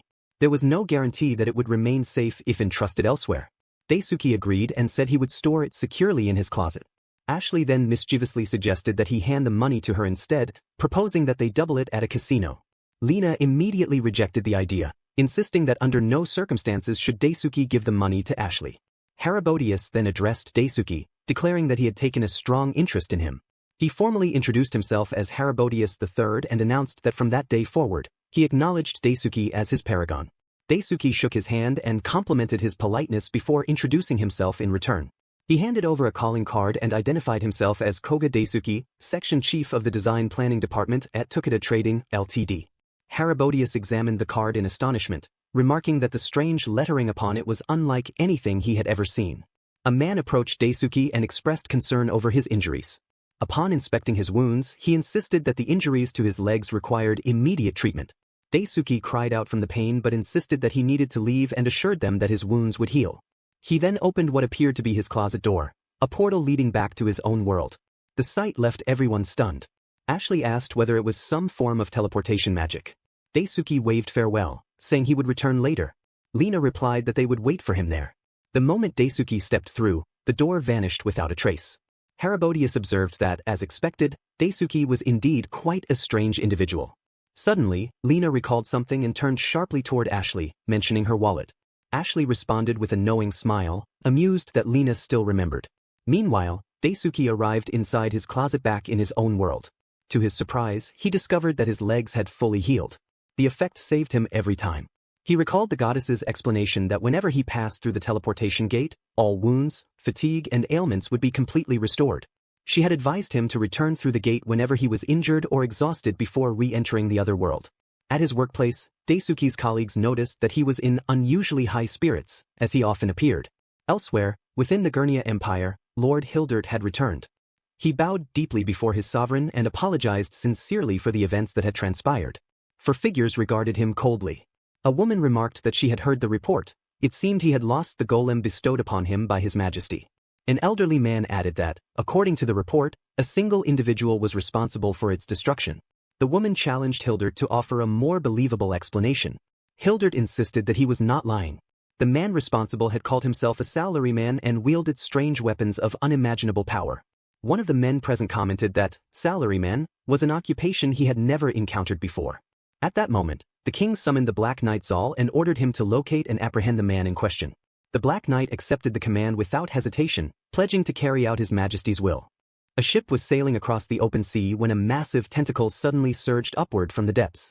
The enormous limb towered over the vessel before crashing down upon it. The crew desperately attempted to fend off the sea monster, attacking in panic as the creature continued its assault. However, their resistance proved futile. The tentacle coiled tightly around the ship's hull, its grip crushing the wood as it slowly dragged the vessel beneath the surface. The ship disappeared into the dark waters, swallowed by the deep sea. In the weeks that followed, numerous unexplained phenomena began occurring in various places. Strange incidents surfaced one after another, spreading unease far and wide. Meanwhile, in a lively and bustling town, Ashley worked as a waitress, dressed neatly in her uniform as she carried drinks to customers. The men at a table admired her appearance and cheerfully remarked that she was as cute as ever, which was precisely why they had decided to return again that day. After placing their orders on the table, Ashley responded casually and reminded them to make sure they spent their money properly there before turning away. The men eagerly agreed. Ashley then shifted the conversation toward Lena, asking whether she had managed to find any information about a man named Oliver. Lena explained that by working in the restaurant she had encountered many different people and had hoped to gather some useful information through them, but so far she had not succeeded. Ashley teasingly interrupted her, asking what exactly Daisuke was to her and whether he already had a girlfriend. Slightly irritated, Lena admitted that she did not know. Ashley questioned Lena's decision to work at the restaurant, pointing out that she still possessed 50 gold coins and should not be short on money. Ashley then revealed that Lena had spent all 50 gold coins on the very same day they received them, losing everything at the casino. Lena reacted in shock upon hearing this. Ashley went on to mention that Daisuke seemed to appear whenever Lena went somewhere, suggesting that if Lena continued staying close to her, she would inevitably encounter him again. Lena acknowledged that possibility but expressed concern about whether he was safe after suffering such severe injuries. With flushed cheeks, Ashley remarked that since Daisuke had fought for her sake, it would be her turn to comfort him when they met again. Lena immediately protested, insisting that Daisuke had fought for everyone, not just her. Ashley firmly disagreed. Convinced that his actions had been specifically for her, their conversation was suddenly interrupted by a man who approached them. He mentioned that they were searching for a certain knight. Both women turned their attention toward him, and Lena confirmed that they were indeed looking for someone. After a brief pause, they sat down together at a table to talk further. The man explained that he believed he had once encountered a knight whose swordsmanship closely resembled Lena's. Startled, Lena wondered if it could truly be Oliver. However, the man clarified that he had not known the knight's name at the time. He shared that he owed his life to that individual, as he had been saved from the Coliseum because of them. He recounted an incident from about 6 months earlier, when a gang of thugs had rampaged through the city. At that critical moment, a mysterious knight had appeared without warning and effortlessly defeated every one of the criminals. The man vividly remembered the knight's technique as he struck down his enemies with precise and powerful swordsmanship. Afterward, the knight had been searching for a ship to transport him to a certain dungeon. Curious, Lena asked about the dungeon. The man explained that it was located approximately 3 days away, on an uninhabited island near the Common Channel. On that island stood a dungeon known as Axane Cave, a place infamous for its extreme danger and the countless monsters dwelling within. Ashley immediately recognized the name and remarked that it was indeed a highly perilous dungeon filled with deadly creatures. The man confirmed that the place was exactly as they had described. Almost no one was willing to travel there, which was why the location had remained memorable to him. He explained that untouched mountains of treasure and even powerful items were said to lie dormant within that dungeon. At the same time, elsewhere, a voice quietly muttered while examining a map, identifying Axane and confirming its location. Afterward, Lena and Ashley changed out of their waitress uniforms and returned to their usual clothes. Lena expressed her gratitude to the owner for taking care of them during their time there. The owner responded that the place would feel lonely once the two girls were gone. Lena frowned and questioned why Ashley had decided to come along as well. Ashley reminded her that she had already given her reason. Daisuke would be there. She added that she had also taken a liking to Lena herself, and if she joined the journey, she would never be bored again. Lena turned her face away to hide her embarrassment and muttered that Ashley was a bother. However, acknowledging that having a companion on the journey would not be so bad, Lena smiled warmly and invited her to go together. They soon arrived at the port. Orders rang out across the dock as the crew prepared the ship for departure. Commands to weigh anchor and unfurl the sails echoed through the air. Moments later, the vessel began gliding toward the vast open sea, and a final announcement declared their departure. Lena gazed at the ocean with eyes filled with delight, enjoying the refreshing sea breeze. A man approached them, questioning whether they truly intended to travel to that island. Lena answered firmly that they did. The captain then explained that since the ship would only make a temporary stop at the uninhabited harbor, the entire round trip would take 6 days. Suddenly, a flash of light interrupted the conversation. A strange glow appeared on deck, and a pair of shoes materialized out of nowhere. The crew cried out in shock as Koga stepped out from a mysterious portal. He greeted them casually before expressing awe at the sight of the sea. The captain, utterly bewildered, demanded to know where he had come from and how he had appeared aboard the ship. Without hesitation, Ashley and Lena rushed toward him, calling out to Daisuke with excitement. Lena anxiously asked whether his wound had fully healed. Koga reassured her not to worry, confirming that he was fine. The captain, now panicking, protested that Koga's name was not on the passenger list and that appearing like this would cause trouble for them. Koga quickly apologized and assured him that he would promptly pay the fare. The captain then informed him that meals had only been prepared for the listed passengers and asked whether he would be content with preserved food. Koga confidently responded that there was no need for concern, as he had brought food purchased from a convenience store. The captain stared at him in confusion at the unfamiliar term. Koga began unpacking his meal, and the surrounding crew stared at the unfamiliar dish in astonishment, marveling at its refined appearance and wondering what it was made of. Slightly embarrassed, Koga clarified that it was his personal dinner and politely asked them not to eat it. He then remarked how surprising it was for him to see the ship's deck in person. Lena took the opportunity to explain that she believed she had finally obtained a lead regarding Oliver and proceeded to share all the information she had gathered. After some time, the three of them relaxed and enjoyed the beautiful scenery together. Koga took out his phone and snapped a picture as the night gradually blanketed the sky.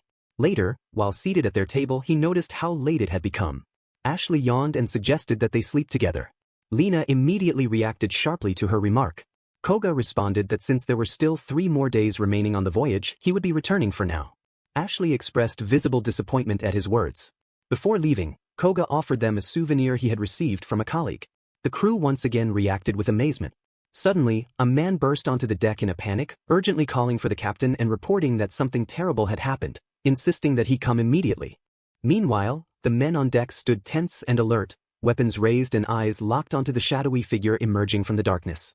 The air was thick with unease as they braced themselves for whatever was approaching.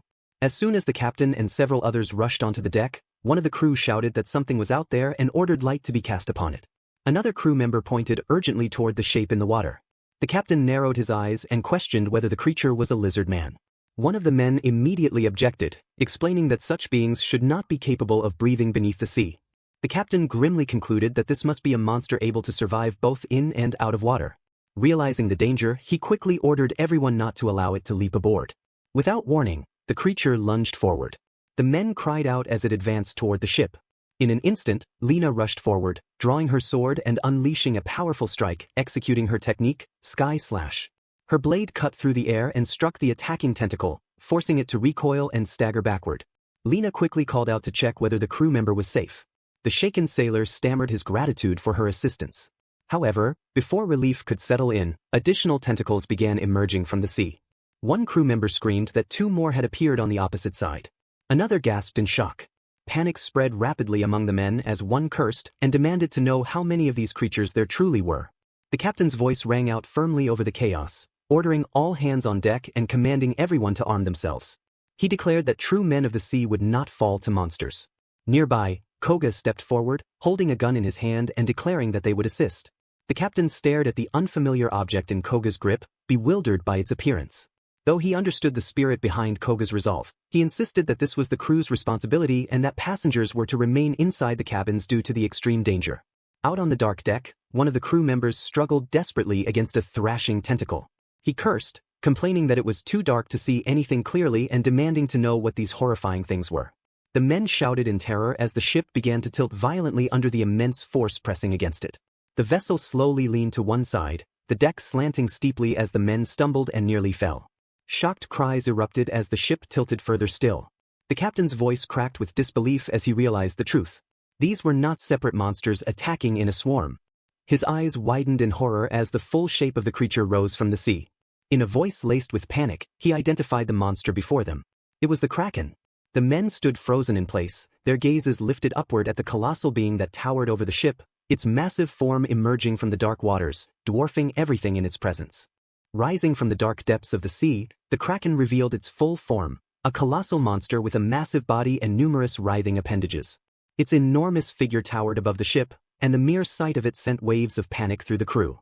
Without warning, the Kraken lashed out, one of its gigantic tentacles whipping through the air toward the deck.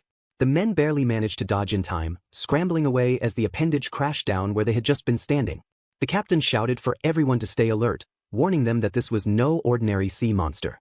One of the sailors stared upward in horror, overwhelmed by the sheer size of the creature. Another realized aloud that this monster must have been the true cause behind the many reports of ships mysteriously found sunk at sea. A voice rang out across the deck, ordering everyone to repel the tentacles. Lena rushed forward and swung her sword at one of the massive limbs. However, the moment her blade struck, her expression changed to shock. The impact felt wrong. It was as though she had struck the creature with the dull edge of her blade. No matter how she tried, she could not slice through the tentacle. Panic rose in her voice as she shouted that it was useless. Nearby, Koga planted his feet firmly and fired at the Kraken. The gunshot echoed across the sea, but the monstrous beast showed no reaction at all. It did not even flinch. Koga muttered that the attack had not been effective. Even as he switched to a shotgun, and known for its power in close-range combat, the distance between them rendered it just as ineffective as his previous weapon. The ship tilted violently once more under the Kraken's immense force. Men and loose cargo alike were thrown backward as the deck slanted dangerously. Barrels and crates slid uncontrollably and toppled overboard, splashing into the churning sea below. In the midst of the chaos, the captain roared at the crew not to fall into the water, warning that the Kraken would devour anyone who did. Inside the cabin below deck, a girl who had been asleep was suddenly jolted awake as the ship lurched sharply. She tumbled backward, her head striking the floor with a painful thud. Grimacing, she let out an irritated sigh. Annoyed, she stood up and angrily complained about the captain's steering, noting that everything inside the cabin had been thrown into disarray. Tugging on her robe, she marched toward the door. Back on deck, the battle continued relentlessly. Lena expressed her gratitude toward Koga as he continued firing. Smoke curled from the barrel of his shotgun after each blast, but despite its impressive close-range firepower, it was useless at their current distance. Inside the cabin, the girl muttered that the noise outside was far louder than she had expected. She flung the door open and was immediately met with the chaotic sight of the deck in turmoil. The moment her eyes fell upon the towering monster, she gasped in shock at the presence of the Kraken, its grotesque form making her feel ill. The captain urgently ordered her to remain inside, but her attention was already fixed on the approaching tentacles. Under her breath, she began to chant, calling upon the mana dwelling within her body to become a fire that would engulf and sear everything before it. A blazing fireball ignited at the tip of her staff, burning brightly against the dark night. With fierce determination, she unleashed the spell. The fireball shot forward and struck the Kraken's tentacle, exploding upon impact in a burst of flame. The crew stared in astonishment at the display of magic. Awe and disbelief filled their voices as they realized what they had witnessed. The girl proudly declared herself a genius mage. Someone quickly shouted that the Kraken's weakness must be fire. Another ordered the preparation of torches. Encouraged by the discovery, the crew steadied themselves and began regaining their composure. One sailor remarked that fortune was on their side to have a magic user aboard. He urged the girl to cast the spell again. However, she collapsed onto the deck and admitted that the previous attack had consumed all of her magical power. She explained that she would need time to rest and recover before she could cast another spell. Disappointment spread across the crew's faces. Just then, one of the Kraken's tentacles caught fire from the crew's efforts. Flames spread across its surface as the sailors hurled burning torches at it. The captain praised the men for their efforts, encouraging them to continue using fire against the Kraken. As the crew persisted in engulfing the tentacle in flames, Koga found his thoughts drifting unexpectedly.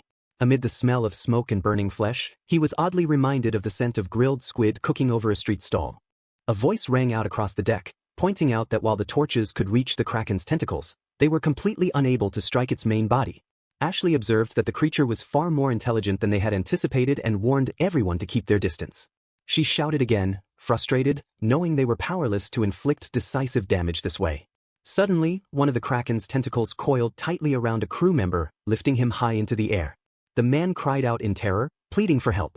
Without hesitation, Koga aimed and fired at the tentacle. The shot struck true, forcing the appendage to loosen its grip and drop the man. Koga quickly checked if he was unharmed. The shaken sailor acknowledged that Koga had saved him. Another panicked voice shouted to the captain that the ship was tilting severely and seawater was beginning to pour in. The captain's eyes widened in alarm. A second report followed immediately, warning that at this rate the ship would capsize and everyone would become the Kraken's prey. A nearby sailor, trembling, demanded to know what they were supposed to do. With fierce determination blazing in his eyes, the captain rebuked the crew, declaring that if they truly called themselves men of the sea, they could not surrender so easily. They had to find a way to defeat the monster.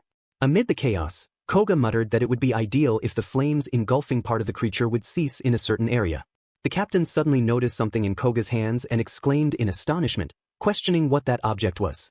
Elsewhere on the deck, Lena called out to Ashley in concern. Lena stepped forward, declaring that she would directly attack the Kraken's main body to inflict damage. Ashley immediately grabbed her and scolded her recklessness, insisting that such an act was impossible and asking if she was trying to throw her life away.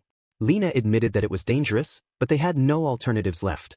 Before the argument could continue, a commanding voice cut through the turmoil, ordering everyone to distance themselves from the Kraken. Both Lena and Ashley turned in surprise upon hearing Daisuke's voice. Koga stood firmly, raising his weapon toward the massive creature. He muttered that ordinarily he would never use such a weapon at such close range, but there was no other choice. A warning shout rang out for him to watch out as the tentacles lunged toward him. Unflinching, Koga pulled the trigger and yelled for the monster to take the attack. The projectile struck the Kraken, detonating upon impact with a deafening explosion. Lena stared in shock as flames erupted across the creature's head. Someone shouted in disbelief, questioning what had just happened. Another wondered if it was magic.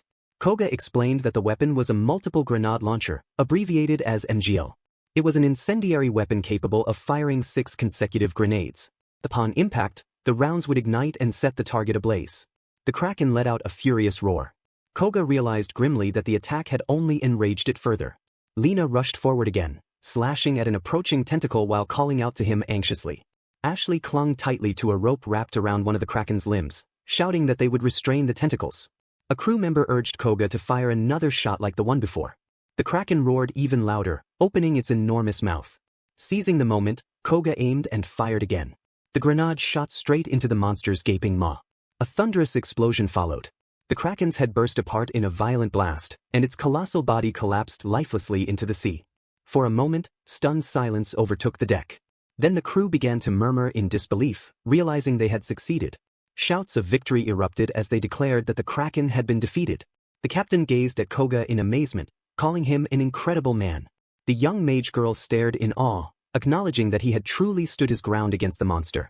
2 days later, Lena stood on deck with widened eyes, quietly noting that they had arrived at the very island where Oliver had gone. At that moment, a portal opened, and Koga stepped through, remarking that they had reached land already. Lena and Ashley turned toward him, calling out to Daisuke. As barrels and supplies were set down, a crew member explained that they would leave the provisions and other necessities there and return to retrieve them in 3 days. Just then, a pair of feet stepped off the ship onto the island's shore. A confident voice declared that they had finally arrived. One of the men turned in surprise and asked whether the girl also had business on the island. She replied without hesitation that of course she did. The dungeon on this island existed solely for her to conquer, she proclaimed boldly. The ship departed from the island, leaving Koga and the 3 girls behind. Breaking the silence, the girl expressed her surprise that there were others who had business on this side of the island besides herself. Lena recognized her, recalling that she was a mage. The girl clarified that she was not just any ordinary mage but a prodigy, the genius mage Michelle. Ashley reacted with irritation at her bold self-proclamation. In a serious tone, Michelle explained that she could use all kinds of magic, which was why she considered herself a prodigy. She then turned her attention to Koga, mentioning that she had witnessed him defeat the Kraken. While she would not call him a prodigy, she admitted that he was quite impressive for someone of his age. Koga responded casually, saying he thought they might get along well.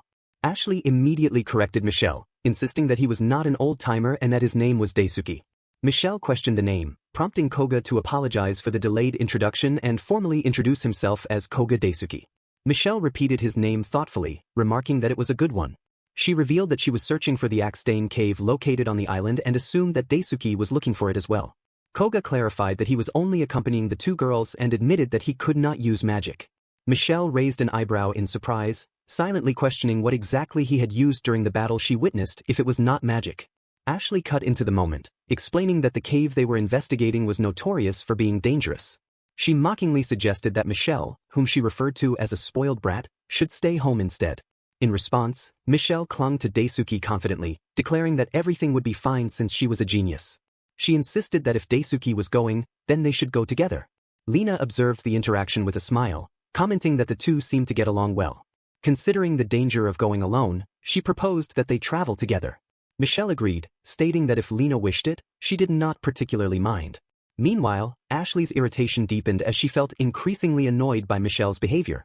Before long, they arrived at the entrance of Axane Cave. Lena gazed at it with slight amazement, noting that this was the place Oliver had ventured into and wondering about his purpose. As they stepped into the dark dungeon, Koga switched on his flashlight, casting light across the cave walls. Michelle reacted with fascination, asking about the device. Koga explained that it was a flashlight, an electrical tool rather than a magical item. Lena curiously inquired whether it was magical, and Koga clarified that it was powered by electricity. Michelle remarked that Daisuke was indeed an interesting person. As they ventured deeper, Koga reflected that although it was called a cave, he had expected a natural formation, yet the structure appeared man-made. Michelle explained that it had been constructed by an ancient magical civilization, describing it as an ancient passageway. She speculated that it must have served an important purpose, especially since all the mechanisms within it were still active. Ashley responded softly in surprise. Michelle further pointed out that an untouched site created by such a civilization could contain numerous valuable treasures. Ashley enthusiastically commented that she might as well claim some for herself. Suddenly, Lena called their attention to something carved into the wall, a letter or inscription. Ashley examined the strange symbols and recognized them as ancient writing, admitting she could not read them. Michelle interpreted the inscription, which stated that those who sought power must answer to her trials, and by doing so, the power would be granted to them. Lena expressed amazement at Michelle's ability to read the ancient script. Ashley muttered that it sounded like a rather pompous declaration. In essence, the message implied that if they desired the treasure, they were free to come and attempt the trials themselves. Koga suddenly remarked that he was actually interested in the trials. He reflected that if this were an adventure genre movie, they would usually be thrown into serious trouble immediately. Lena instructed everyone to remain vigilant and continue moving forward carefully. Michelle reinforced the warning, telling them not to touch, step on, or push anything inside the place. The moment they took another step, a deep rumbling sound echoed through the passage, forcing them to halt. Nervous sweat formed on Koga's face. Michelle observed that the sound had been ominous. Koga confirmed that he had clearly heard the rumbling. Lena turned to Ashley and asked whether she had heard it as well. Ashley began sweating anxiously and admitted that she thought she had stepped on something.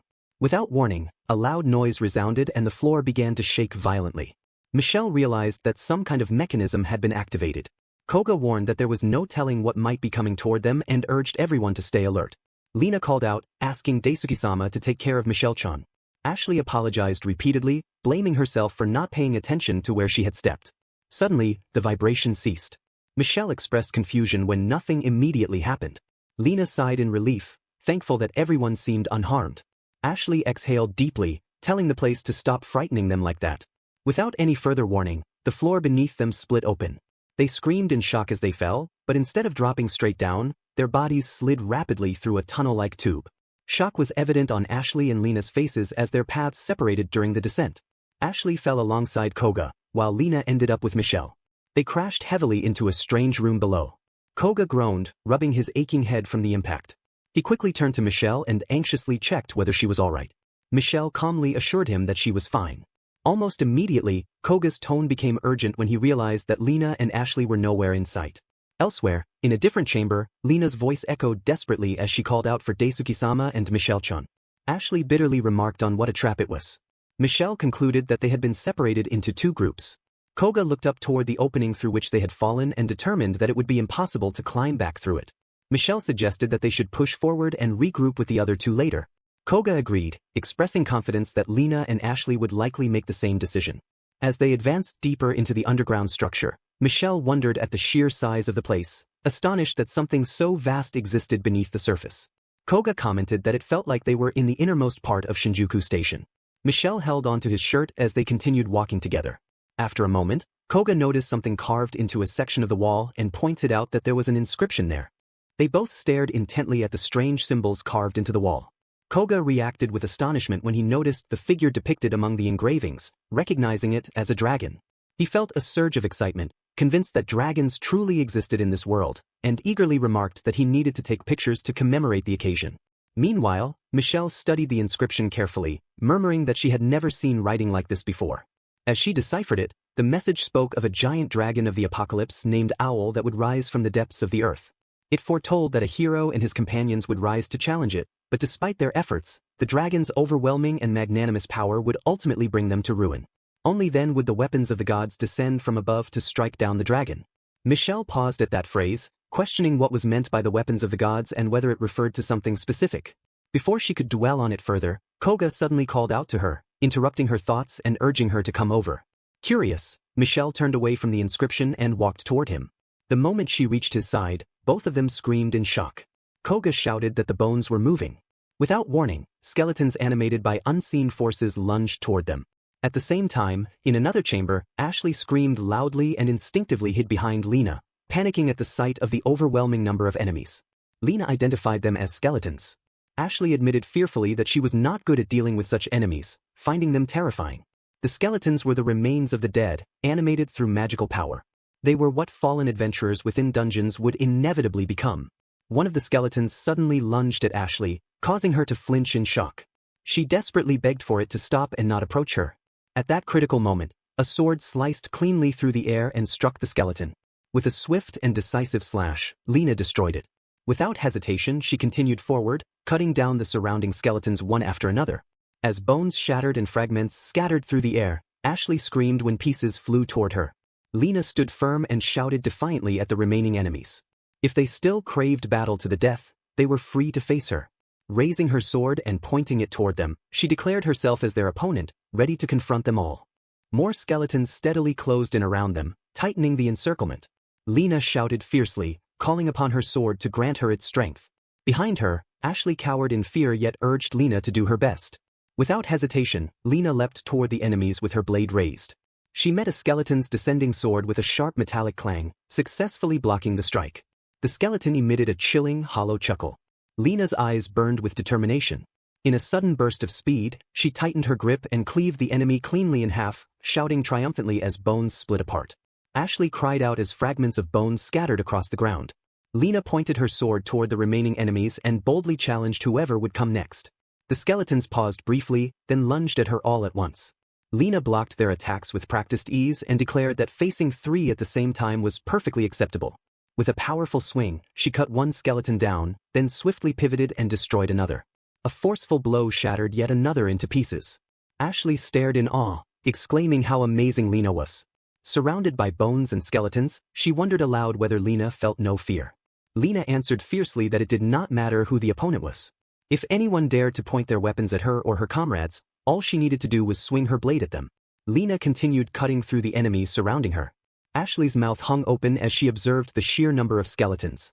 She questioned whether these monsters had once been adventurers who had lost their lives in this very place and realized that the dungeon was far more dangerous than they had anticipated. Suddenly, Lena shouted a warning for Ashley to dodge. Ashley quickly ducked, gasping as an attack narrowly missed her. Lena cried out the name of her technique and executed a turning slash. In one swift motion, her blade carved through the surrounding skeletons. However, even after being severed in half, the skeletons wobbled and began to reassemble themselves, rising unsteadily. Ashley pointed at them in fear, realizing they were still moving. Lena concluded that there would be no end to them and urged Ashley to escape while they had the opportunity. Ashley sprinted toward Lena, screaming for her not to leave her behind. Meanwhile, in another part of the dungeon, Koga held up his gun and shouted as he continuously fired at the approaching skeletons. He admitted that it was impossible to tell whether the bullets were striking them or simply passing through their hollow frames. Michelle calmly told him not to panic. Though it might be his first time facing real skeletons, undead-type monsters were vulnerable to holy attribute magic. As she began casting her spell, a radiant light enveloped her. She invoked holy light to drive away the beings of darkness and firmly uttered the name of her technique. A brilliant flash surged toward the skeletons, and they gradually shattered into scattered remains, leaving only fragments behind. Michelle cried out in satisfaction. Koga stared in astonishment, deeply impressed by the display. The few remaining enemies froze momentarily in place. Michelle admitted that she had used all her magic and would not be able to cast another spell immediately. Koga thanked her sincerely, feeling that he had regained his composure. Observing the remains, Koga concluded that despite their frightening appearance, the skeletons were not invincible. Even though they were reduced to bones, they had once been humans like themselves. With a confident smirk, he reasoned that there was nothing to fear. He raised a large gun and aimed it at the remaining enemies, declaring that if smaller calibers were ineffective, he would simply use a larger one. Michelle's eyes widened in alarm as she recognized the weapon as the same one he had used to defeat the Kraken. She urgently warned him that firing such a weapon underground could cause the surrounding structure to collapse, trapping them beneath the earth until death. Koga assured her that everything would be fine. Koga explained that the grenades he used could be changed depending on the situation. After loading his gun, he stated that for this particular instance, he had selected a specific type. Without hesitation, he pulled the trigger and fired toward the remaining enemies, announcing that he was using flare rounds. Instantly, a brilliant light burst forth, illuminating the entire room. Michelle reacted to the sudden brightness, while Koga remarked that now that the area was lit, they could target the skeletons more easily. As one lunged at him, he swiftly fired, shattering it. Continuing his assault, he aimed at the others, breaking their bones apart. He declared that he was now using non-lethal rubber bullets, explaining that although they had weaker penetration power, they would reliably hit their targets no matter how small. One skeleton emitted a chilling chuckle as it lunged toward Michelle, who gasped in surprise. At the last moment, Koga fired, instantly scattering its bones. Michelle's eyes widened in amazement at the precision. However, Koga observed that the skeleton's remains were gradually pulling themselves back together. Around them, other skeletons rattled ominously as their bones shifted and reassembled. Michelle pointed out that even if they were shattered, they would reform given enough time. Realizing this was their opportunity, she urged that they run immediately. They sprinted away before the skeletons could fully reconstruct themselves. After putting enough distance between them and the enemies, they stopped to catch their breath. Koga muttered that it should be fine now that they had gotten so far away. Michelle, who had fallen silent, finally spoke. She wondered aloud whether Daisuke believed she had been lying. Koga looked at her in confusion. She explained that although she often proclaimed herself a prodigy in front of others, she was not actually capable of using a large amount of magic. Koga remained silent, listening carefully as she continued. Her eyes reflected mixed emotions as she revealed the truth. While she could use many kinds of powerful magic, her bodily constitution only allowed her to store a very small amount of magical power at any given time. Koga smiled gently and told her that he did not think she had lied. Michelle looked at him in surprise. He assured her that her magic was truly amazing and that he believed she was indeed a prodigy. He added that when he had been around her age, there had not been many people who shared his interest in airsoft guns. Because of that, he encouraged her to have confidence in herself and her own abilities. Michelle smiled brightly and regained her cheerful spirit. Overcome with relief and happiness, she suddenly jumped onto him, declaring that she had known he was a good person. Koga laughed at her reaction, expressing that he was glad she had regained her confidence. After a brief pause, Koga looked around with confusion. He noted that the place they were in was unusually bright and spacious. Suddenly, a loud voice echoed through the chamber, calling out to him. He turned toward the sound as Lena called for him from nearby. Shocked, he called out her name in return. Through a small window, Lena and Ashley peeked at them. Koga expressed relief that Ashley was safe as well. Ashley responded somewhat awkwardly. They looked around the room, trying to understand its purpose. Ashley grew frustrated upon realizing that the opening between them was too small to pass through. Koga agreed that it certainly seemed so. Michelle then touched a strange symbol near the door and read the inscription aloud. It described a trial of two minds, stating that if they wished to pass through the door, they must combine their wisdom and unite their wills as one. Lena reasoned that since it was called a trial, it made sense that they were being tested. Ashley, touching the door, wondered if it was indeed the one referred to. She gave it a slight push, and to her surprise, it opened easily. The moment the door swung open, a massive armored knight appeared on the other side, kneeling on one knee.